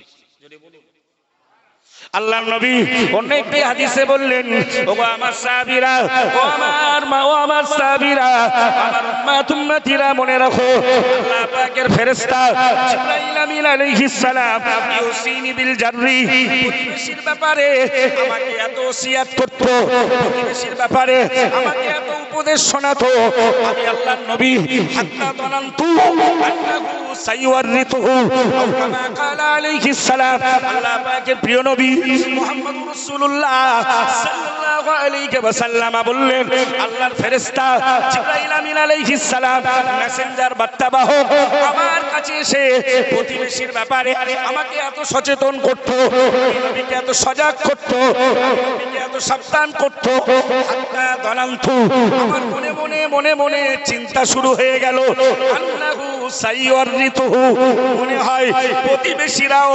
সন্তানদের মতো আমাদের ওয়ারিস হয়ে যাবে। প্রতিবেশীর ব্যাপারে আমাকে বলতো, আমার মাঝে মাঝে মনেই হতো যে মনে হয় প্রতিবেশীরা আমাদের সন্তানদের মতো, আমাদের পরে আমাদের সম্পদে ওরা ভাগ পাবে। তখন বাল্যের জমিনে সার্থক হবে, যেখানো জায়গায় সার্থক হবে যদি নবীর একটা দুটো তিনটে চারটে আদর্শ আমরা এবছর মানতে পারবো, তবেই তো সার্থক। কি বাবু ঠিক বলছি না ভুল? কারণ নবী সাহাবীদেরকে বললেন, বাবা ওযুর পানি মেখে নিয়ে ভালোবাসা পাওয়া যাবে না, ভালোবাসা পেতে গেলে তিনটি রাস্তা, 1 নাম্বার সততা, 2 নাম্বার আমানতদারি, 3 নাম্বার সদ্ব্যবহার, হুসনে খালক। আল্লাহ আমাদেরকে এগুলোর প্রতি আমল করার তৌফিক দেন, বলুন আমিন। নবী রাহমাতুল লিল আলামিন, জগৎবাসীর জন্য রহমত, কাফেরদের জন্য রহমত, আমাদের জন্য রহমত, পিতামাতার জন্য রহমত না? নবী তো এসে পৃথিবীতে প্রথম বলেছিলেন, হুমা জান্নাতুকা ওয়া নারুকা। সুবহানাল্লাহ বলেন, মন খুলে বলুন সুবহানাল্লাহ। আল্লাহর নবী মক্কার দুয়ারে দাঁড়িয়ে, মদিনার মাটিতে দাঁড়িয়ে তামাম পৃথিবীর পিতামাতার মান সম্মান ইজ্জতকে অক্ষুণ্ণ রেখে সন্তান দিগকে লক্ষ্য করে বললেন, হে পৃথিবীর সন্তানের দল, হুমা জান্নাতুকা ওয়া নারুকা আও কামা ক্বালা আলাইহিস সালাম, হে পৃথিবীর পুত্রের দল, হে পৃথিবীর কন্যার দল, তোমাদের পিতামাতা তারাই দুজনে তোমাদের জান্নাতে যাবার কারণ, আবার তারাই দুজনে তোমাদের জাহান্নামে যাবার কারণ।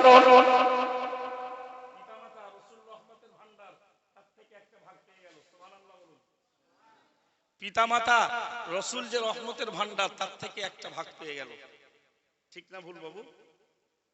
কারণ নবী বলে দিলেন, হুমা জান্নাতুকা ওয়া নারুকা, হে ছেলেরা, হে সন্তানেরা, তোমরা পিতামাতার ব্যাপারে সজাগ হও। তারা যদি তোমাদের ব্যবহারে তুষ্ট হয়, তোমাদের বিনিময় আমি আল্লাহ তোমাদের পিতামাতার সন্তুষ্টিতে, হৃদর ওয়ালিদি হৃদর রব্বি লি হৃদর ওয়ালিদি, পিতামাতার সন্তুষ্টিতে, ফি হৃদর ওয়ালিদি, পিতামাতার সন্তুষ্টিতে আল্লাহ সন্তুষ্ট। জোরে বলুন।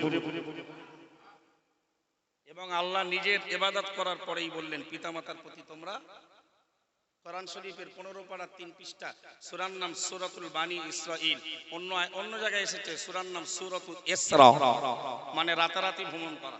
ওই সূরায় যেহেতু আল্লাহ মেরাজের কথা তুলে ধরেছে, ওই সূরার একটা আয়াতে আল্লাহ বললেন, হে অকাদা রব্বুকা আল্লা তা'বুদু ইল্লা ইয়্যাহ, নবী তোমার রব তোমাকে নির্দেশ দিচ্ছে, তুমি বলে দাও যে তুমি আল্লাহ ছাড়া কারোর ইবাদত করো না, অবিল ওয়ালিদাইনি ইহসানা, এবং আমার ইবাদতের পরে তোমাদের পিতামাতার সঙ্গে তোমরা সদ্ব্যবহার করো। আরেকটু মন খুলে বলুন, ওই আয়াতে ওই সূরায় বলেছে আল্লাহ পিতামাতার ব্যাপারে, সন্তানদেরকে আল্লাহ বললেন, হে ছেলেরা তোমরা দোয়া শিখে নাও আমার কাছ থেকে, রব্বিরহামহুমা কামা রব্বায়ানি সাগীরা, রব্বি, হে আমার পরওয়ারদিগার, হে আমার স্রষ্টা, হে আমার রব, ইরহামহুমা, আপনি তাদের দুজনের উপরে রহম করুন, তথা পিতামাতার উপরে রহম করুন, কামা রব্বায়ানি সাগীরা, যেমন ভাবে তারা দুজন অর্থাৎ পিতামাতা পিতামাতা আমার শৈশবকালে আমার দায়িত্ব পালন করেছে। সুতরাং নবী যে রহমতের ভান্ডার, আমরা তার থেকে পিতামাতার একটা ভাগ পেয়ে গেলাম। আবার অন্য আয়াতে এসেছে কোরআন শরীফের 21 পারা পৃষ্ঠা নম্বর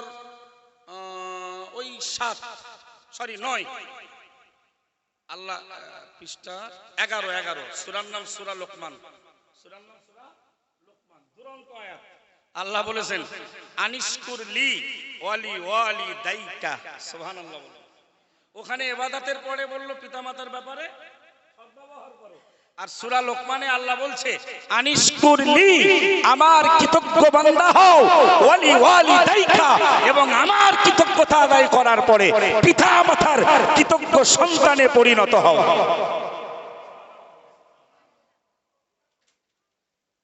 আমার কথা বুঝছেন? আল্লাহর পরের দরজা পিতামাতা। নবী ওই কথাই বললেন হুমা জান্নাতুকা ওয়া নার। নবী অন্য হাদিসে বললেন আল জান্নাতু তাহতা আকদামিল উম্মাহাত।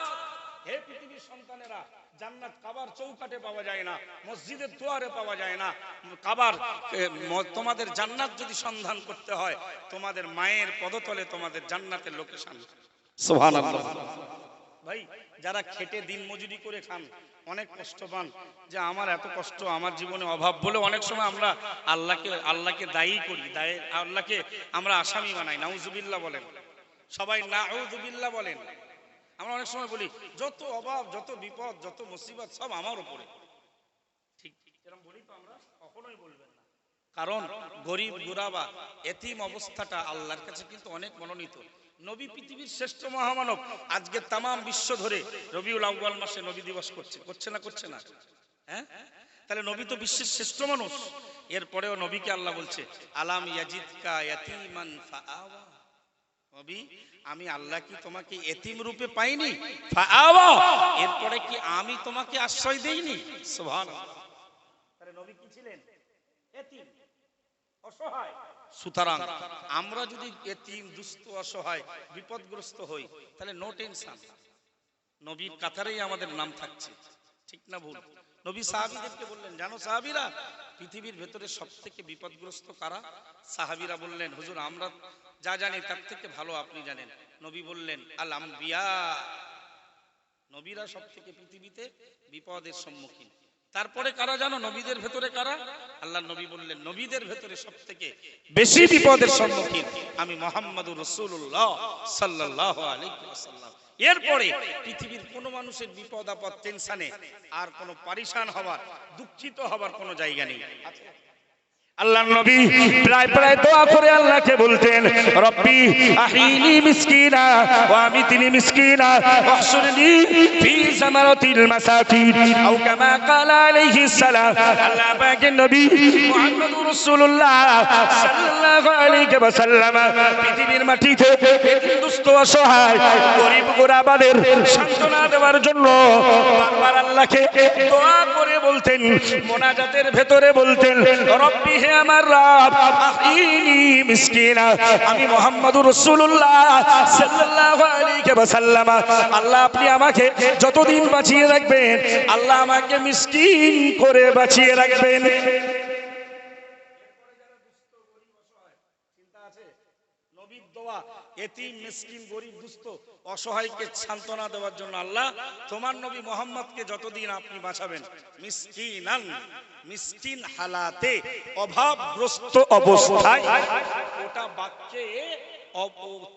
বাক্যে গ্রামারগত দিক দিয়ে ওকে হয় হাল, অবস্থা। মিসকিনান মানে গরিব, দুস্থ, অসহায় অবস্থায়। সুবহানাল্লাহ বলেন। প্রিয় নবী আবার তারপরেই মোনাজাতে বলতেন ও আমিতনি মিসকিনা ইয়া ও রব্বুল আলামিন, আল্লাহ আমি নবী মুহাম্মদকে যেদিন আপনি মৃত্যু দেবেন আমি যেন সেদিনও মিসকিন থাকি। জীবিত থাকবো যতদিন মিসকিন থাকবো, আমাকে যেদিন তুলে নেবেন, নবীও তো দুনিয়া থেকে বিদায় নিয়েছেন, সুতরাং সেদিনও যেন আল্লাহ আমি মিসকিন থাকি। আমার অর্থ, ধন সম্পদ, বাগান বাড়ি, আচ্ছা নবী যদি মনে করতেন মক্কা যখন মক্কা ছেড়ে যে মানুষটাকে চলে যেতে হয়েছিল, সেই মানুষটা যদি মদিনায় যাওয়ার 8 বছরের মাথায় মক্কাকে যদি জয় করতে পারে, সেই মানুষটা কি বিশ্বকে জয় করতে পারতো না? মানে বিশ্বের ধন সম্পদ যদি বলতো আল্লাহ রে আল্লাহ আমারে সব সম্পত্তির মালিক বানান, হতো না? হতো না। কিন্তু সেই মানুষটা বলছেন জাতিকে, উম্মাতকে সান্ত্বনা দেওয়ার জন্য, গরিব দুস্থ অসহায়দের, পিছিয়ে থাকা মানুষগুলোকে, যে আল্লাহ আমাকে যতদিন বাঁচাবেন মিসকিন থাকতে চাই, যেদিন মেরে দেবেন, ইন্তেকাল করাবেন, পরিবর্তন করাবেন, আমাকে তুলে নেবেন, সেদিনও যেন আমি মিসকিন থাকি। সুবহানাল্লাহ। প্রিয় নবী মোনাজাতে বলতেন ওয়াহশুরনি ফি সামারাতিল মাসাকিন আও কামা ক্বালা আলাইহিস সালাম। ও রব্বুল আলামিন আল্লাহ, আমি নবী মুহাম্মদুর রাসূলুল্লাহ সাল্লাল্লাহু আলাইহি ওয়াসাল্লাম যেদিন আমাকে কবর থেকে ওঠাবেন, আমার মাজার শরীফ থেকে যেদিন আমাকে উঠিয়ে কিয়ামত সংগঠিত করবেন, আল্লাহ তাআলা ওই দিনও আমাকে মিসকিনদের কাতারে ওঠাবেন।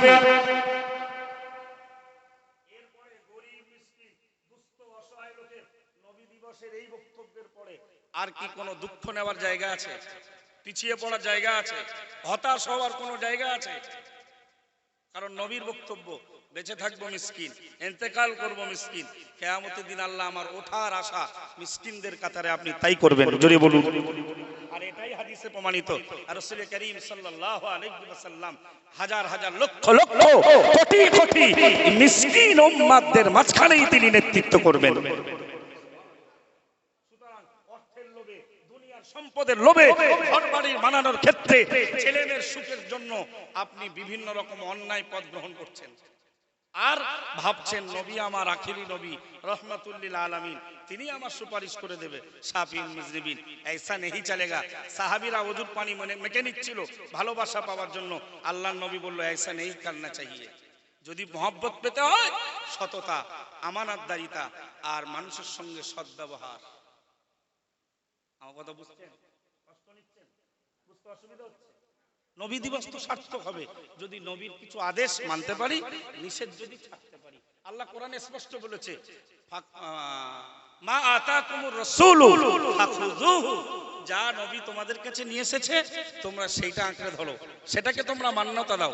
ওয়ামা নাহাকুম আনহু, যা থেকে নবী দূরে থাকতে বলেছে ফান্তাহু, তোমরা সেগুলো থেকে দূরে থাকো। এটার তো নাম নবী দিবস। ভাই, নবী করিম সাল্লাল্লাহু আলাইহি ওয়াসাল্লাম মায়ের গর্ভে আব্বা আব্দুল্লাহ ইন্তেকাল করলেন। মা গর্ভ থেকে দুনিয়ায় আসলেন। 6 বছর বয়সে আম্মা আমেনা চলে গেলেন। 8 বছর বয়সে সবথেকে মহব্বতের মানুষ আব্দুল মুত্তালিব বিদায় নিচ্ছেন। এরকম করুণ পরিস্থিতি সমাজে খুব, কোন ছেলের ক্ষেত্রে এরকম করুণ পরিস্থিতি, ছেলেমেয়ের ক্ষেত্রে বাপ চলে গেছে, মা চলে গেছে, দাদু চলে গেছে, সব চলে গেছে, এটা খুব কম দেখতে পাই আমরা। ছেলেটা তার আগে প্রতিষ্ঠিত হয়ে যায়। ঠিক বলছি না? নবী আব্বা নেই, মা চলে গেল 6 বছর বয়সে। দাদু আব্দুল মুত্তালিব চলে যাওয়ার, বিদায় নেওয়ার আগে আম্মা ছেলেদেরকে ডেকে বললেন, বাবা তোমাদের ভেতরে মোহাম্মদকে তোমরা দায়িত্ব নাও। তো আবু তালেবের হাতে দায়িত্ব তুলে দিলেন।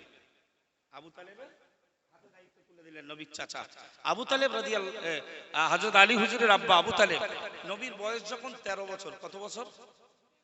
আজকে আমাদের নবী, আমরা শুধু মুখে মহব্বত করি কিন্তু অন্তরে নবীর মায়া নেই।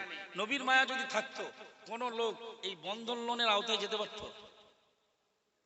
একটু বলুন। নবীর মায়া যদি আমাদের মুখের কথার সঙ্গে অন্তরের মিল থাকতো, তাহলে আমরা তাসের আড্ডায় বসতে পারতাম। হ্যাঁ, আমরা আমাদের ব্যবসার ক্ষেত্রে, কর্মজীবনের ক্ষেত্রে মিত্রায় আশ্রয় নিতে পারতাম। নবী প্রেম যদি আমাদের থাকতো, মানুষের সঙ্গে দাগাবাজি করতে পারতাম, ধোঁকা দিতে পারতাম, মানুষকে ঠকাতাম। নবী প্রেম নেই। হযরত নবী করিম সাল্লাল্লাহু আলাইহি ওয়াসাল্লাম 8 বছর বয়স আবু তালেবের হাতে দায়িত্ব দিলেন। আব্দুল মুত্তালিব ইন্তেকাল করলেন। নবী আবু তালেবের তত্ত্বাবধানে লালিত পালিত হচ্ছেন। নবীর বয়স তখন 13। কত বছর? নবী হয়েছিল কত বছর বয়সে? 40। তাহলে 13 বছর মানে একটা শিশু। ঠিক না ভুল? নবীর চাচা আবু তালেব ব্যবসায়ী ছিলেন, বিখ্যাত ব্যবসায়ী, মক্কার সম্ভ্রান্ত ব্যবসায়ীদের ভেতরে তিনি একজন ছিলেন, সুনামধন্য ব্যবসায়ী। তো প্রতি বছর মক্কা থেকে কিছু কাফেলা তারা সিরিয়ায় ব্যবসা করতে যেতেন, ব্যবসায়ী দল। আর আবু তালেব তো তাদের একজন শিরোমণি, উনিও যাচ্ছেন। নবী 13 বছর বয়স, একবার সিরিয়া গমনে বেরোচ্ছেন আবু তালেব মক্কার সম্ভ্রান্ত সব ব্যবসায়ীদের সঙ্গে। নবীকেও তিনি রেখে গেলেন না মক্কায়, তিনি সিরিয়ায় যাবার পথে 13 বছরের ভাতিজাকে সঙ্গে নিলেন। ওনারা যেতে যেতে মক্কা থেকে সিরিয়ার রাস্তাটা অনেকটাই, মাঝামাঝি কিছুটা জায়গা গিয়ে বিশ্রামের জন্য এক জায়গায় ওনাদের বাহনগুলো বাঁধতেন, আসবাবপত্র নামিয়ে কিছুক্ষণ কিছুদিন সেখানে বিশ্রাম করতেন, আবার পরে সিরিয়ার বাকি রাস্তাটা তারা পরিপূর্ণ করত। কিন্তু কেউ কোনোবারে তাদের কোনোদিন খোঁজ নিত না, তারা কারা, তারা কোত্থেকে এসেছে। আর ওরা যে জায়গাটায় ওরা মক্কার ব্যবসায়ীরা বিশ্রাম করত, আশ্রয় নিত, ওই জায়গায় ছিল খ্রিস্টানদের একটি গির্জা, মুসলমানদের মসজিদ, হিন্দুদের মাবাদ, সুতরাং সেটা হলো মন্দির, আর খ্রিস্টানদেরটা হলো কানিসাতুন, গির্জা। এই গির্জা সেখানে একটা পুরোহিত থাকতো, ফাদার থাকতো, দেখভাল করতো, কিন্তু কোনোবারে খোঁজ নেই। কিন্তু যেবারে নবী মুহাম্মদ সাল্লাল্লাহু আলাইহি ওয়াসাল্লামকে 13 বছর বয়সে চাচা আবু তালেব সঙ্গে নিয়ে ব্যবসায়ী দলের সঙ্গে সিরিয়া পথে রওনা দিয়ে ঠিক ওই জায়গাটা গিয়ে বাহন বেঁধে তারা যখন আসবাবপত্র নামাচ্ছেন বিশ্রামের জন্য, ওই খ্রিস্টানদের গির্জার তখন পুরোহিত ছিল, যাজক ছিল, খ্রিস্টান যাজক ছিল বুহাইরা নামীয় এক পাদ্রী। কেউ কোনোদিন ওদের খোঁজ নিত না, কিন্তু যেবার রাসূল করিম সাল্লাল্লাহু আলাইহি ওয়াসাল্লাম গেলেন, ওই বুহাইরা নামীয় খ্রিস্টান পাদ্রী গির্জা থেকে বেরিয়ে ওই ব্যবসায়ী কাফেলার ভেতরে ঢুকে হুজুর সাল্লাল্লাহু আলাইহি ওয়াসাল্লামের 13 বছর তখন বয়স, নবী তখন নবী হননি, কিন্তু নবী তো নবী, এটা আল্লাহর কাছে দুনিয়া সৃষ্টির আগে সিলেক্টেড। যদি বলুন আল্লাহর নবী মুহাম্মদুর রাসূলুল্লাহ সাল্লাল্লাহু আলাইহি ওয়াসাল্লামের উম্মতি মনে রাখা দরকার। ব্যবসায়ী কাফেলার ভেতরে খ্রিস্টান পাদ্রী বুহাইরা ঢুকে গিয়ে প্রিয় নবীর হাত মোবারকটা ধরলেন, না, আর মক্কার সম্ভ্রান্ত শিক্ষিত পণ্ডিত ব্যবসায়ীদেরকে ডেকে বলল, ও মক্কার ব্যবসায়ী কাফেলা, হাদা সাইয়্যিদুল মুরসালিনা ইয়াবাসুহুল্লাহু রাহমাতাল লিল আলামিন। হে মক্কার ব্যবসায়ী দল, এই ছোট্ট ছেলেটা আগামী দিনে ভবিষ্যতে ইন ফিউচারে এই ছেলেটা হবে তামাম পৃথিবীর লক্ষ লক্ষ নবীদের নেতা। জোরে বলুন, আরো জোরে বলুন সুবহানাল্লাহ। মুসলমানের চিরশত্রু খ্রিস্টান পাদ্রীদের ব্যাপারে আমার আল্লাহ কোরআন শরীফে বললেন, ইয়া আইয়ুহাল্লাযীনা আমানু লা তাত্তাখিদুল ইয়াহুদা ওয়ান নাসারা আউলিয়া। হে ঈমানদার বিশ্বাসী বান্দা বান্দীর দল, তোমরা ইহুদি আর খ্রিস্টানদেরকে যেন বন্ধু বানাবে না। কোরআন শরীফের 28 পারার 38 পৃষ্ঠা সূরার নাম সূরাতুল মুমতাহিনা। সূরাতুল মুমতাহিনা, আল্লাহ স্পষ্ট বললেন, হে ঈমানদার বিশ্বাসী বান্দা বান্দীর দল, পৃথিবীর কোন ইহুদি আর খ্রিস্টানকে তোমরা বন্ধু বানাবে না। সেই খ্রিস্টানদের একজন ধর্মগুরু ব্যবসায়ী কাফেলার ভেতরে ঢুকে, নবী তখন নবী হতে 27 বছর বাকি, কাগজ কলমে প্রচারিত ভাবে নবী হতে 27 বছর বাকি। 13 বছরের শিশু নবী হাত ধরে ওই খ্রিস্টান পাদ্রী সে বলছে, জানো মক্কার কাফেলা, হাদা সাইয়্যিদুল মুরসালিন। এই ছেলেটাকে, এর চলাফেরা, এর চেহারা, এর দেহের আকৃতি, এর সিম্পটম দেখেই বুঝতে পারছি ইনজিল শরীফে বর্ণিত, আমরা পড়েছি, পাঠ করেছি, নবী ঈসার উপরে আল্লাহ যে কিতাব নাযিল করেছিল, এই ছেলেটাই ভবিষ্যতে তামাম পৃথিবীর নবীদিগের শিরোমণি। শুধু তাই নয়, খ্রিস্টান পাদ্রী বুহাইরা আবার ব্যবসায়ী কাফেলাকে বলল, ও ব্যবসায়ী কাফেলার দল, ওয়ায়াবাসুহুল্লাহু রাহমাতাল লিল আলামিন। এই ছেলেটাকে আল্লাহ তাআলা জগৎবাসীর জন্য রহমত বানিয়ে পাঠাবেন। জোরে বলুন, আল্লাহ কোরআনে বলেছে রহমাতুল লিল আলামিন, আর খ্রিস্টান পাদ্রীও বলছে আল্লাহ এই ছেলেটাকে জগৎবাসীর জন্য রহমত বানাবেন। আপনি সেই রহমতের ভান্ডার, খাজানা, গচ্ছিত সম্পদ পেয়ে কাফের, মুশরিক, বেঈমান, বেদিনের চরিত্রে মুখরিত হচ্ছেন। চুল কাটছেন রোনাল্ডো, মেসি, ছোট বাচ্চা 4 বছর 3 বছর বাচ্চা ওরও চুল কাটাচ্ছে সব বেঈমান বেদিনদের মতো, সিনেমার আর্টিস্ট জাহান্নামের কীটেদের মতো, পোশাক পরাচ্ছে বেদিনদের মতো। এই ছেলে বড় হয়ে পিতা জান্নাতের কারণ, মাতা জাহান্নামের কারণে, কথা মনে রাখবে। পুরো আদর্শ শেখাতে হবে। এই যে কারখানা বাল্লে সিদ্দিকিয়া কোরআনিয়া মাদ্রাসা, এই কারখানা থেকেই কিছু আদর্শ ছেলে, আমরা বলি শিক্ষা জাতির মেরুদণ্ড, দিস ইজ দ্য রং। আদর্শ শিক্ষা জাতির মেরুদণ্ড, শিক্ষা জাতির মেরুদণ্ড নয়। আর যে ঘটনা ঘটেছে, সব শিক্ষিত না আনএডুকেটেড? কি ওরা এডুকেটেড পারসন তো নাকি? শুধু শিক্ষিত নয়, শিক্ষার আর জি করের মতো হসপিটালের সুপার জড়িত এই নোংরামিতে। আপনি ভাবতে পারেন এর থেকে আর শিক্ষা কি হতে পারে? সুতরাং এটা আমাদের কাছে একটা ভুল প্রচারিত যে শিক্ষা জাতির মেরুদণ্ড, আদর্শ শিক্ষা জাতির মেরুদণ্ড। আর আদর্শ শিক্ষক তামাম পৃথিবীর সবথেকে বড় শিক্ষা হলো মুহাম্মদুর রাসূলুল্লাহ সাল্লাল্লাহু আলাইহি ওয়াসাল্লাম। হাদিসে স্বর্ণ আকারে স্বর্ণ খচিত রয়েছে, লিখিত আছে, ইতিহাস হয়ে আছে। নবী বলেছেন, ইন্নামা বুইস্তু, আমাকে আল্লাহ পাঠালেন মুআল্লিমান, আদর্শ শিক্ষক বানিয়ে, লি মাকারিমিল আখলাক, আখলাক চরিত্র তৈরি করার জন্য। আর একটু মন খুলে বলুন। সুতরাং যদি কাউকে আইডল মানতে হয়, যদি কাউকে আইডল ক্যাটলগ হিসেবে মানতে হয়, তাহলে কাকে মানবে? আমাদের ছেলেরা কখনো মেসির পাগল, কখনো ধোনির পাগল, কখনো বিরাট কোহলির ফ্যান, কখনো সাইদ আফ্রিদির ফ্যান, কখনো অমুকের ফ্যান, কখনো সিনেমার আর্টিস্টের ফ্যান, কখনো এর ফ্যান, তার ফ্যান। অথচ আমরা মুসলমান, আমাদের আইডল মুহাম্মদুর রাসূলুল্লাহ সাল্লাল্লাহু আলাইহি ওয়াসাল্লাম, যা কোরআনে সূরা আম্বিয়ায় প্রমাণিত এবং খ্রিস্টান পাদ্রী বুহাইরাও প্রমাণ করলো। হাদা সাইয়্যিদুল মুরসালিন ওয়া ইয়াবাসুহুল্লাহু রাহমাতাল লিল আলামিন। বলল ছেলেটা দায়িত্বে কার? আবু তালেব বলল আমার। বলল প্লিজ অনুরোধ করছি সিরিয়ায় নিয়ে যাবেন না, ভয়ঙ্কর লোকেরা বাস করে ইহুদিরা, ওদের কিতাবে আরো সুস্পষ্ট বর্ণনা আছে এই ছেলেটার ব্যাপারে। আখিরি জামানার নবীর উপরে ওদের দুরন্ত রাগ, ওরা এর চলাফেরা, এই বাচ্চাটার চলাফেরা গতিবিধি দেখলেই বুঝবে এই মোহাম্মদ, ওরা হত্যা করতে উদ্যত হবে। প্লিজ অনুরোধ করছি আবু তালেব ফিরে যাও, এবছর ব্যবসা বন্ধ করো, মোহাম্মদের দায়িত্ব গ্রহণ করো। জোরে বলুন। আপনি সেই নবীর উম্মত, একবার ভেবেছেন আপনার সৌভাগ্য কতটা? আপনি বিক্রি করছেন লটারি টিকিটে, আপনার তকদিরটাকে আপনি বিক্রি করছেন লটারি টিকিট। ওটা হারাম না হালাল? মিথ্যা কথা বলা হারাম না হালাল? জেনা ব্যভিচার হারাম না হালাল?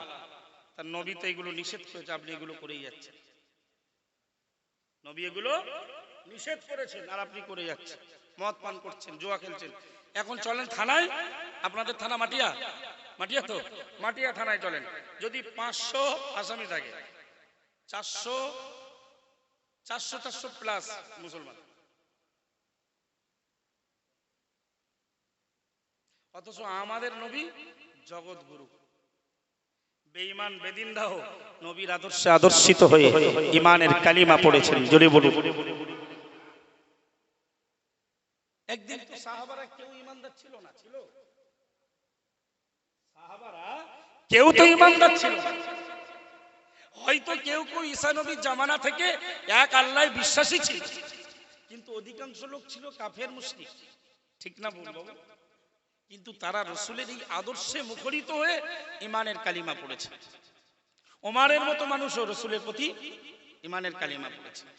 ভাই এইজন্য বলছি, নবী দিবস সার্থক হবে যদি নবীর জীবন কাহিনী একটু আমরা আমাদের জীবনে পালন করতে পারি। সুন্নাতে নবাবী, সুন্নাত, খানা খেতে বসবেন একটু সুন্নাত পালন করবেন, ওযু করবেন নিয়ম কানুন একটু মেনে ওযু করবেন। আপনি বাড়ি থেকে বার হবেন, বিসমিল্লাহি তাওয়াক্কালতু আলাল্লাহ লা হাওলা ওয়ালা কুওয়াতা ইল্লা বিল্লাহিল আলিয়্যিল আযীম। লা হাওলা এটাকে হাদিসে বলা হয়েছে কুনুজুম মিন কানজুম মিন কুনুজিল জান্নাহ, এটা জান্নাতের খাজানার ভেতরে একটা ভান্ডার। সুবহানাল্লাহ।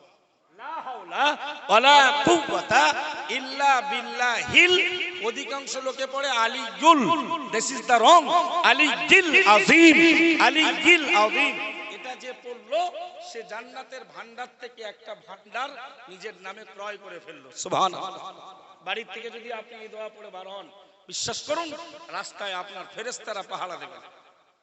ঘুমাতে যাবেন একটা দোয়া পড়বেন, আল্লাহুম্মা বিইসমিকা আমুতু ওয়া আহইয়া। আমি আল্লাহ আপনার নামে, এই ঘুম মানে মরে গেলাম, আবার আপনার নামেই জীবিত হতে চাই, জীবিত হব। সুবহানাল্লাহ বলুন। পেশাব পাখানা যাবেন, সেখানে একটা দোয়া আছে। খানা খাবেন, আল্লাহুম্মা বারিক লানা ফিমা রাযাকতানা ওয়া কিনা আযাবান নার। হে আল্লাহ, আপনি আমার খাদ্যে, পানীয় বস্তুতে বরকত দেন, যা আপনি আমাকে রুজি হিসাবে দিয়েছেন। ওয়া কিনা আযাবান নার। হে আল্লাহ, আর আমার খাবারের ভেতরে আমি জানতে শরীফে কোনো হারাম রোজগার করিনি আল্লাহ, জানি না এর ভেতরে কোনো অজান্তে হারাম ঢুকে গেছে কিনা। হারাম তো খেয়ে ফেললে জাহান্নামে যাব। ওয়া কিনা আযাবান নার। অজান্তে হারাম খাওয়ার কারণে আমার যে জাহান্নাম অজীব হবে, আল্লাহ ওই জাহান্নাম থেকে আমাকে মুক্তি দেন। আর জানতে শরীফে যে কটা খাচ্ছে, কোনো জিজ্ঞাসাবাদ হবে না, এমনি গড়ে চালান করবে, গড়ে চালান যা। বড় ভয়ঙ্কর কোরআন শরীফের 26 পারা সূরা কফের ভেতরেই মহান আল্লাহ বললেন, কিয়ামতের মহাময়দানে আমি জাহান্নামের সঙ্গে কথা বলবো। ইয়াউমা নাকুলু লি জাহান্নামা হালিম তালাতি ওয়া তাকুলু হাল মিন মাজিদ। ওই দিনটা ভয়ঙ্কর, স্মরণীয়, যেদিন নাকুলু আমি আল্লাহ কথা বলবো লি জাহান্নামা, জাহান্নামের সঙ্গে। জাহান্নামের সঙ্গে কথা বলবে কে? আল্লাহ। আল্লাহ ওই দিনটার ব্যাপারে তোমরা সজাগ হও। কি বলবে আল্লাহ? হাল ইমতালাতি, জাহান্নাম তোমাকে এতদিন ধরে সৃষ্টি করে রেখেছি, তুমি অনেক ক্ষুধার্ত, আজকে তোমার ভেতরে যে খাদ্য খাবার খোরাক দিয়েছি, তুমি কি এতে পরিতৃপ্ত হয়েছো? তুমি কি ভরে গিয়েছো? তখন জাহান্নামের জবান আল্লাহ খুলে দেবেন। ওয়া তাকুলু হাল মিন মাজিদ। জাহান্নাম জবান দিয়ে আওয়াজ করে বলবে, ও রব্বুল আলামিন আল্লাহ, অনেক দিন যাবত আমি ক্ষুধার্ত, অনেক দিন ধরে আমাকে বানিয়েছেন, খেতে দেন না, হাল মিন মাজিদ, আজকের কি আরো অতিরিক্ত কোন খাদ্য খাবার রয়েছে? জাহান্নামকে বলা হবে, তুমি কি ভরেছো, তৃপ্তি হয়েছো? জাহান্নাম বলবে, কেন আল্লাহ? হাল মিন মাজিদ, और कुछ है ही। আমরা মানে বালতি আনলে চাচা আর একটা দেবো, হ্যাঁ বাবা দেখি হাড় একটা দে, তো জাহান্নাম বলবে আর कुछ है। সুতরাং যে কোটা জানতে শুনতে, লটারি কাটা হারাম, সুদ খাওয়া হারাম, মিথ্যা কথা বলা হারাম, গাঁজা টানা হারাম, মদের গ্লাস ধরা হারাম, মিথ্যা কথা বলা হারাম, জেনা ব্যভিচারী করা হারাম, মানুষকে ঠকানো হারাম, মানুষের পিছনে গীবত করা হারাম, এগুলো জানার পরেও পরের মাল আত্মসাৎ করা হারাম, কারোর সম্মানে ব্যাঘাত ঘটানো হারাম, এগুলো জানার পরেও যারা করছে এরা বিনা হিসাবে চালান দিয়ে দেবে, যা যা উদখুলুন নার। আমার কথা বুঝছেন? আর যারা অজান্তে কিছু খেয়ে ফেলবে, হালাল খোর হারাম খোর নয়, ও বলবে ওয়াকিনা আযাবান নার। আল্লাহ যা খাচ্ছি এখন, ডাল ভাত, বিরিয়ানি, পোলাও, মাছের কালিয়া, বাগদা, আল্লাহ এতে আপনি বরকত দেন, এটা আপনি দিয়েছেন, বরকত দেন। আর ওয়াকিনা আযাবান নার, এতে যদি কোন রকমের হারাম অজান্তে আমার না জানায় ঢুকে যায়, আল্লাহ ও কারণে তোমার জাহান্নামে যেতে হবে। ওয়াকিনা আযাবান নার, আপনি আমাকে জাহান্নাম থেকে মুক্তি দেবেন। জোরে বলুন। প্রিয় নবী মুহাম্মদুর রাসূলুল্লাহ সাল্লাল্লাহু আলাইহি ওয়াসাল্লাম, আল্লাহ পাকের নবী, তিনি ছিলেন জগতের জন্য রহমতের ভান্ডার।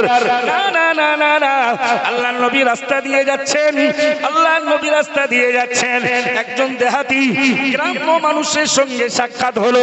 আসসালামু আলাইকা ওয়া আলাইকুমুস সালাম, সালাম আদান প্রদান করা হলো। প্রিয় নবীর সঙ্গে গ্রাম্য মানুষটা মুসাফা করলেন, মুসাফা করলেন। রসুল মুসাফা করে বুঝছে দেহাতি লোক, গ্রাম্য লোক, উনি চাষি মানুষ, চাষাবাদ করেন, হাত দিয়ে রোজগার করেন, হাত দিয়ে কষ্টের কাজ করে রোজগার করেন। হাতটা খসখসে শক্ত, রসুলের তুলোর মতো হাতে পড়ে বোঝা গেছে যে হাতটা একটা চাষির হাত, একটা শ্রমিকের হাত। প্রিয় নবী আমার তামাম পৃথিবীর সব জাতির জন্য, সব ফরমাটের জন্য রহমত, শ্রমিকের জন্য রহমত। প্রিয় নবী ওই লোকটাকে বললেন, দুঃখ নেবে না, ব্যথিত হবেন না, হাত দিয়ে যারা উপার্জন করে, না না না না, আমি আল্লাহর নবী বলছি, আল কাযিবু হাবিবুল্লাহ, কামা তাআলা আলাইহিস সালাম শ্রমিক মজদুর তারাই তো আল্লাহর বন্ধু।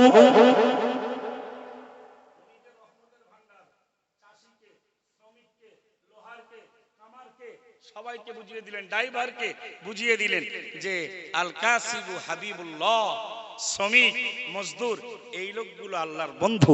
জোরে বলুন। লোকটা আত্মতৃপ্তিতে ভরে গেলেন যে রাসূল আমার বললেন আমি শ্রমিক, আল কাসিবু হাবিবুল্লাহ। সুতরাং রাসূল তামাম পৃথিবীর সব ধরনের সব ফরম্যাটের জন্য আমার নবী হলো রাহমাতুল লিল আলামিন। আমরা সেই রহমত পেয়েছি, সুতরাং আমরা অনেক অনেক বড় সৌভাগ্যবান। ঠিক না বল বাবু? কটা জিনিস হারামটাকে ছাড়তেই হবে, হারাম ছাড়তেই হবে। হারাম ছাড়লে আপনার কয়েকটা কাজ, 5 ওয়াক্ত নামাজ পড়া, আর 5 ওয়াক্ত নামাজ যদি হারাম ছেড়ে করেন বাকি কাজগুলো অটোমেটিক আপনার ভেতরে আসবে। হারাম ছেড়ে কেউ যদি 5 ওয়াক্ত নামাজ টাইম মতো পড়ে, আল্লাহ নবী বললেন তার ভেতরে সমস্ত গুনাহগুলো একেবারে মাফ হয়ে যাবে। নামাজ পড়লে অনেক উপকার হয়, তার ভেতরে একটা হলো নামাজ পড়লে বিগত দিনের গুনাহগুলো মাফ হয়ে যায়। আরো মন খুলে বলুন।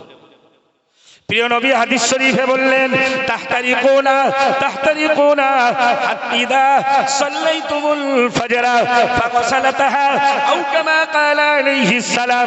ও আমার বান্দা নবী, আমার সাহাবীরা মনে রাখো, উম্মতিরা মনে রাখো, আল্লাহর নবী বলছি তোমরা যদি গুনাহে জর্জরিত হয়ে যাও, গুনার আগুনে যদি তোমরা পুড়ে ছারখার হয়ে যাও, ইদা সাল্লাইতুমুল ফজর, যখনই ফজরের নামাজটা আদায় করে নেবে, গসালাতাহা, তোমার तमाम জীবনের গুনাহটা আল্লাহ তাআলা ধুয়ে মুছে সাফ করে দেবেন। ফজর থেকে জোহরের ডিসটেন্স আছে না নাই? একটা ভালো ব্যবধান আছে। ফজর থেকে জোহর পর্যন্ত কিছু গুনাহ হয়ে গেল আপনার, তবে কাবিরা ব্যতীত সগীরা। প্রিয় নবী বললেন সুম্মা তাহতারিকুনা তাহতারিকুনা ইদা সাল্লাইতুমুজ যুহরা ফাগসালাতাহা আও কামা ক্বালা আলাইহিস সালাম। নবী বললেন ও আমার সাহাবীরা, ফজর থেকে জোহর পর্যন্ত গুনার আগুনে তুমি পুড়ে ছারখার হয়ে গেলে, না না না না না, যখনই জোহরের নামাজটা আদায় করে ফেলবে, আমি আল্লাহর নবী বলছি তোমার বিগত দিনের ওই গুনাহগুলো আল্লাহ তাআলা মাফ করে দেবেন। জোহর থেকে আসরের একটা ডিসটেন্স ব্যবধান আছে না নাই? জোহর থেকে আসর এর মধ্যে আপনার কোনো গুনাহ হয়ে গেল, নবী বললেন সুম্মা তাহতারিকুনা তাহতারিকুন ইদা সাল্লাইতুমুল আসরা গাসালাতাহা। তুমি যেই আসরের নামাজ পড়বে, জোহর থেকে আসর পর্যন্ত ঘটে যাওয়া গুনাহের সাগীরাগুলো সব মাফ হয়ে যাবে। নামাজ পড়লে লাভ আছে না নাই? নামাজ পড়লে উপকার, কিন্তু ওই 2 ওয়াক্ত পড়ে 3 ওয়াক্ত ঘুমায়, 2 ওয়াক্ত পড়ে 4 ওয়াক্ত 4 দোকানে কাটায়, এরকম নামাজি হলে হবে না। একদম কনক্রিট 5 ওয়াক্ত নামাজি হতে হবে। সময় পেলে জামাতে নামাজ পড়তে হবে, সময় পেলে জামাতে। কাজে কর্মে ব্যস্ত আছেন, কাজা করলে হবে না, ওয়াক্তের ভেতরে পড়বেন। আচ্ছা আপনি কাজে গেলেন, খানা বন্ধ হলো না, টিফিন বন্ধ হলো না, গোসল বন্ধ হলো না, ওখান থেকে যদি কোনো একটা কাজের ব্যাপার থাকে নিজের ব্যক্তিগত, সেটাও বন্ধ হয় না, শুধু নামাজের ব্যাপারে বললে হুজুর এমন কাজ করি, নামাজ পড়া। আল্লাহর নবী বললেন হে আমার সাহাবীরা, হে আমার উম্মতিরা, উতিতু খামসান লাম ইউতা আহাদুহুন্না লাম ইউতা আহাদুহুন্না ক্বাবলি আও কামা ক্বালা আলাইহিস সালাম। আল্লাহ পাকের নবী মুহাম্মদুর রাসূলুল্লাহ সাল্লাল্লাহু আলাইহি ওয়াসাল্লাম বললেন হে আমার সাহাবীরা মনে রাখো, আমাকে এমন 5টা বিশেষ মুজিজা দেওয়া হয়েছে, লাম ইউতাহুন্না আহাদুন ক্বাবলি, আমার পূর্বে যে 5টা মুজিজা আর কোন নবী রাসূলকে দেওয়া হয়নি। একটু জোরে বলুন সুবহানাল্লাহ। নবীর নিজের জবানের হাদিস, আমাকে এমন 5টা স্পেশাল অফার মুজিজা দেওয়া হয়েছে, আমার পূর্বে আদমকেও দেওয়া হয়নি, জাতির পিতা ইব্রাহিমকেও দেওয়া হয়নি, ঈসা রুহুল্লাহকে, মুসা কালিমুল্লাহ কাউকে দেওয়া হয়নি, শুধু আমার জন্য খাস। সুবহানাল্লাহ বলবেন না? মন খুলে বলবেন না? আরে ওই 5টা কি শুধু নবী পাবে? নবীর দেওয়া মানেই তো উম্মতের জন্য। মালিকের মালে যদি উন্নতি হয়, মালিকের মালে যদি বরকত হয়, মালিকের সন্তান আদি পরিবার আত্মীয় স্বজন তারাই তো ভোগ করবে নাকি?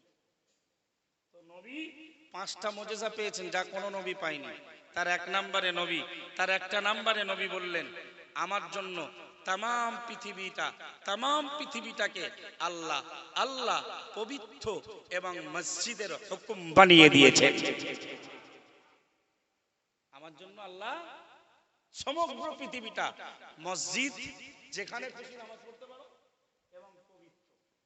স্পষ্ট নাপাকগুলো যদি দেখা না যায়, সেখানে গোবর পড়ে আছে, পায়খানা পড়ে আছে, পেশাব পড়ে আছে, নোংরা জমে জমে ওই জায়গাগুলো নয়, তামাম পৃথিবীটা আল্লাহ আমাদের জন্য পবিত্র এবং মসজিদের হুকুম বানিয়ে দিয়েছেন। জোরে বলুন। 5টা মুজিজার ভিতরে রাসূলের এটা। আর একটা মুজিজা হলো নবী বলছেন আমাকে আল্লাহ তাআলা উম্মতের জন্য সুপারিশ করার যোগ্যতা দিয়েছেন। তো উম্মতের জন্য সুপারিশের যোগ্যতা আল্লাহ নবীকে দেওয়া হয়েছে। কোন উম্মতেরা পাবে? নবীর সুন্নাত নেই, সুন্নাত বিহীন উম্মতেরা কি পাবে? হ্যাঁ, পাবে বলে মনে হয়? সেজন্য আমাদের সুন্নাতের জীবন লাভ করতে হবে। আমার সময়, আলোচনার সময় প্রায় শেষের দিকে, শেষ ওভার হয়ে গেছে। আমি আপনাদের কাছে নবীর আদর্শ তো এই 1.5 ঘন্টায় বলে সারা জীবন ধরে যত পৃথিবীর মনীষীদের জীবন কাহিনী আলোচনা হয়েছে, সব থেকে বেশি জীবনী লেখা হয়েছে, হিস্ট্রি লেখা হয়েছে কোন ব্যক্তি? একটা মানুষের সব থেকে বেশি জীবনী যদি থাকতে হয় সেটা হযরত মুহাম্মদুর রাসূলুল্লাহ সাল্লাল্লাহু আলাইহি ওয়াসাল্লাম। হাজার হাজার রাইটার, বিশ্বনবী জীবনী হাজার হাজার লেখক, তাও নবীর জীবনী আলোচনা করে তারা শেষ করতে পারে। সুবহানাল্লাহ বলুন। নবী তামাম পৃথিবীর জন্য রহমতের ভান্ডার, আমরা সেই রহমতের ভাগ সবাই পেয়েছি। স্বামী স্ত্রীর জন্য রহমত, স্ত্রী স্বামীর জন্য রহমত। জোরে বলুন। আল্লাহর নবী হাদিস শরীফে বললেন, হে আমার সাহাবীরা, আরবাউন মান উতিয়াহুন্না ফাকাদ উতিয়া খায়রান কাসীরা, কলবান শাকিরা, কলবুন শাকিরুন, ওয়া লিসানুন যাকিরুন, ওয়া বাদানুন আলাল বালাই সাবিরুন, ওয়া যাওজাতুন লা তাবগি খাওনান লিনাফসিহা ওয়ালা লিমালিহি আও কামা ক্বালা আলাইহিস সালাম। স্বামীরা, স্বামী জাতিরা তারা রাসূলের রহমত থেকে একটা ভাগ নিয়ে নিল। আল্লাহ পাকের নবী বললেন, দুনিয়ার যে পুরুষগুলোকে 4টে জিনিস দেওয়া হলো, দুনিয়া আখিরাতের অজস্র কল্যাণ তাকে নসিব করা হলো। একটু জোরে বলুন সুবহানাল্লাহ। 1 নম্বরে নবী বললেন, দুনিয়ার যে পুরুষকে কলবুন শাকিরুন, কৃতজ্ঞ অন্তর দেওয়া হলো, লিসানুন যাকিরুন। 2 নম্বরে নবী বললেন, জিকিরকারী জিহ্বা দেওয়া হলো। 3 নম্বরে নবী বললেন, ওয়াবাদানুন আলাল বালাই সাবিরুন, না না না, বিপদে ধৈর্যশীল দেহ যাকে দেওয়া হলো, এবং এমন স্ত্রী যাকে দেওয়া হলো যে নিজের ব্যাপারে আমানতদার। জোরে বলুন। এই লোকটাকে দুনিয়ার সব ভালাই দেওয়া হলো। তাহলে ভালো স্ত্রী, এটাও নবীর রহমতের একটা ভাগ। সুবহানাল্লাহ বলেন।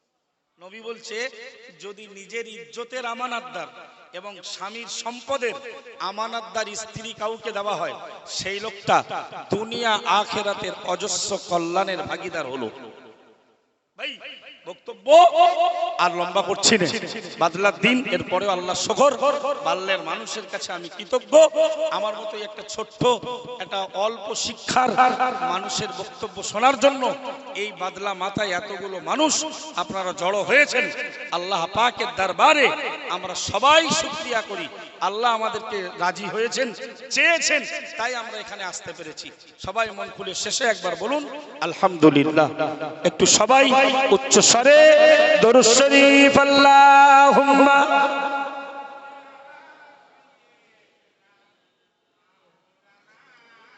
খাতা নিয়ে এসো, পড়ে নি নাকি?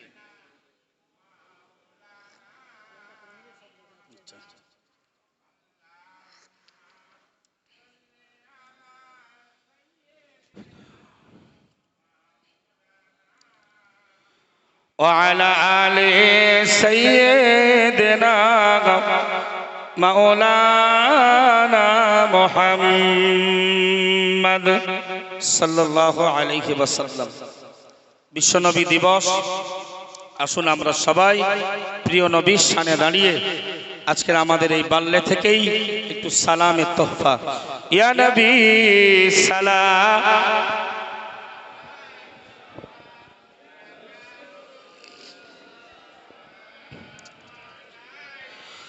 ইয়া হাবিব সালামুন আলাইকা,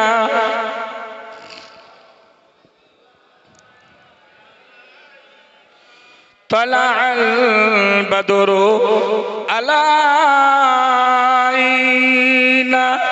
من ثنيته وداعي وجب الشكر علينا ما دعا لله داعي. يا نبي سلام عليك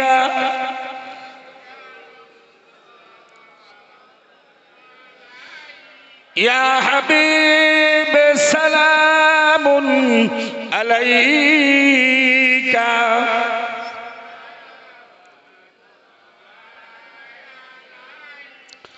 তায়েফের দুষ্ট ছেলেরা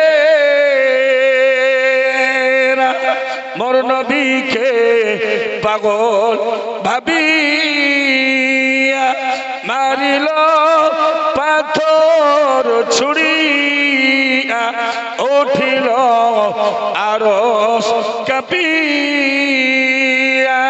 ইয়া নবী সালামুন আলাইকা,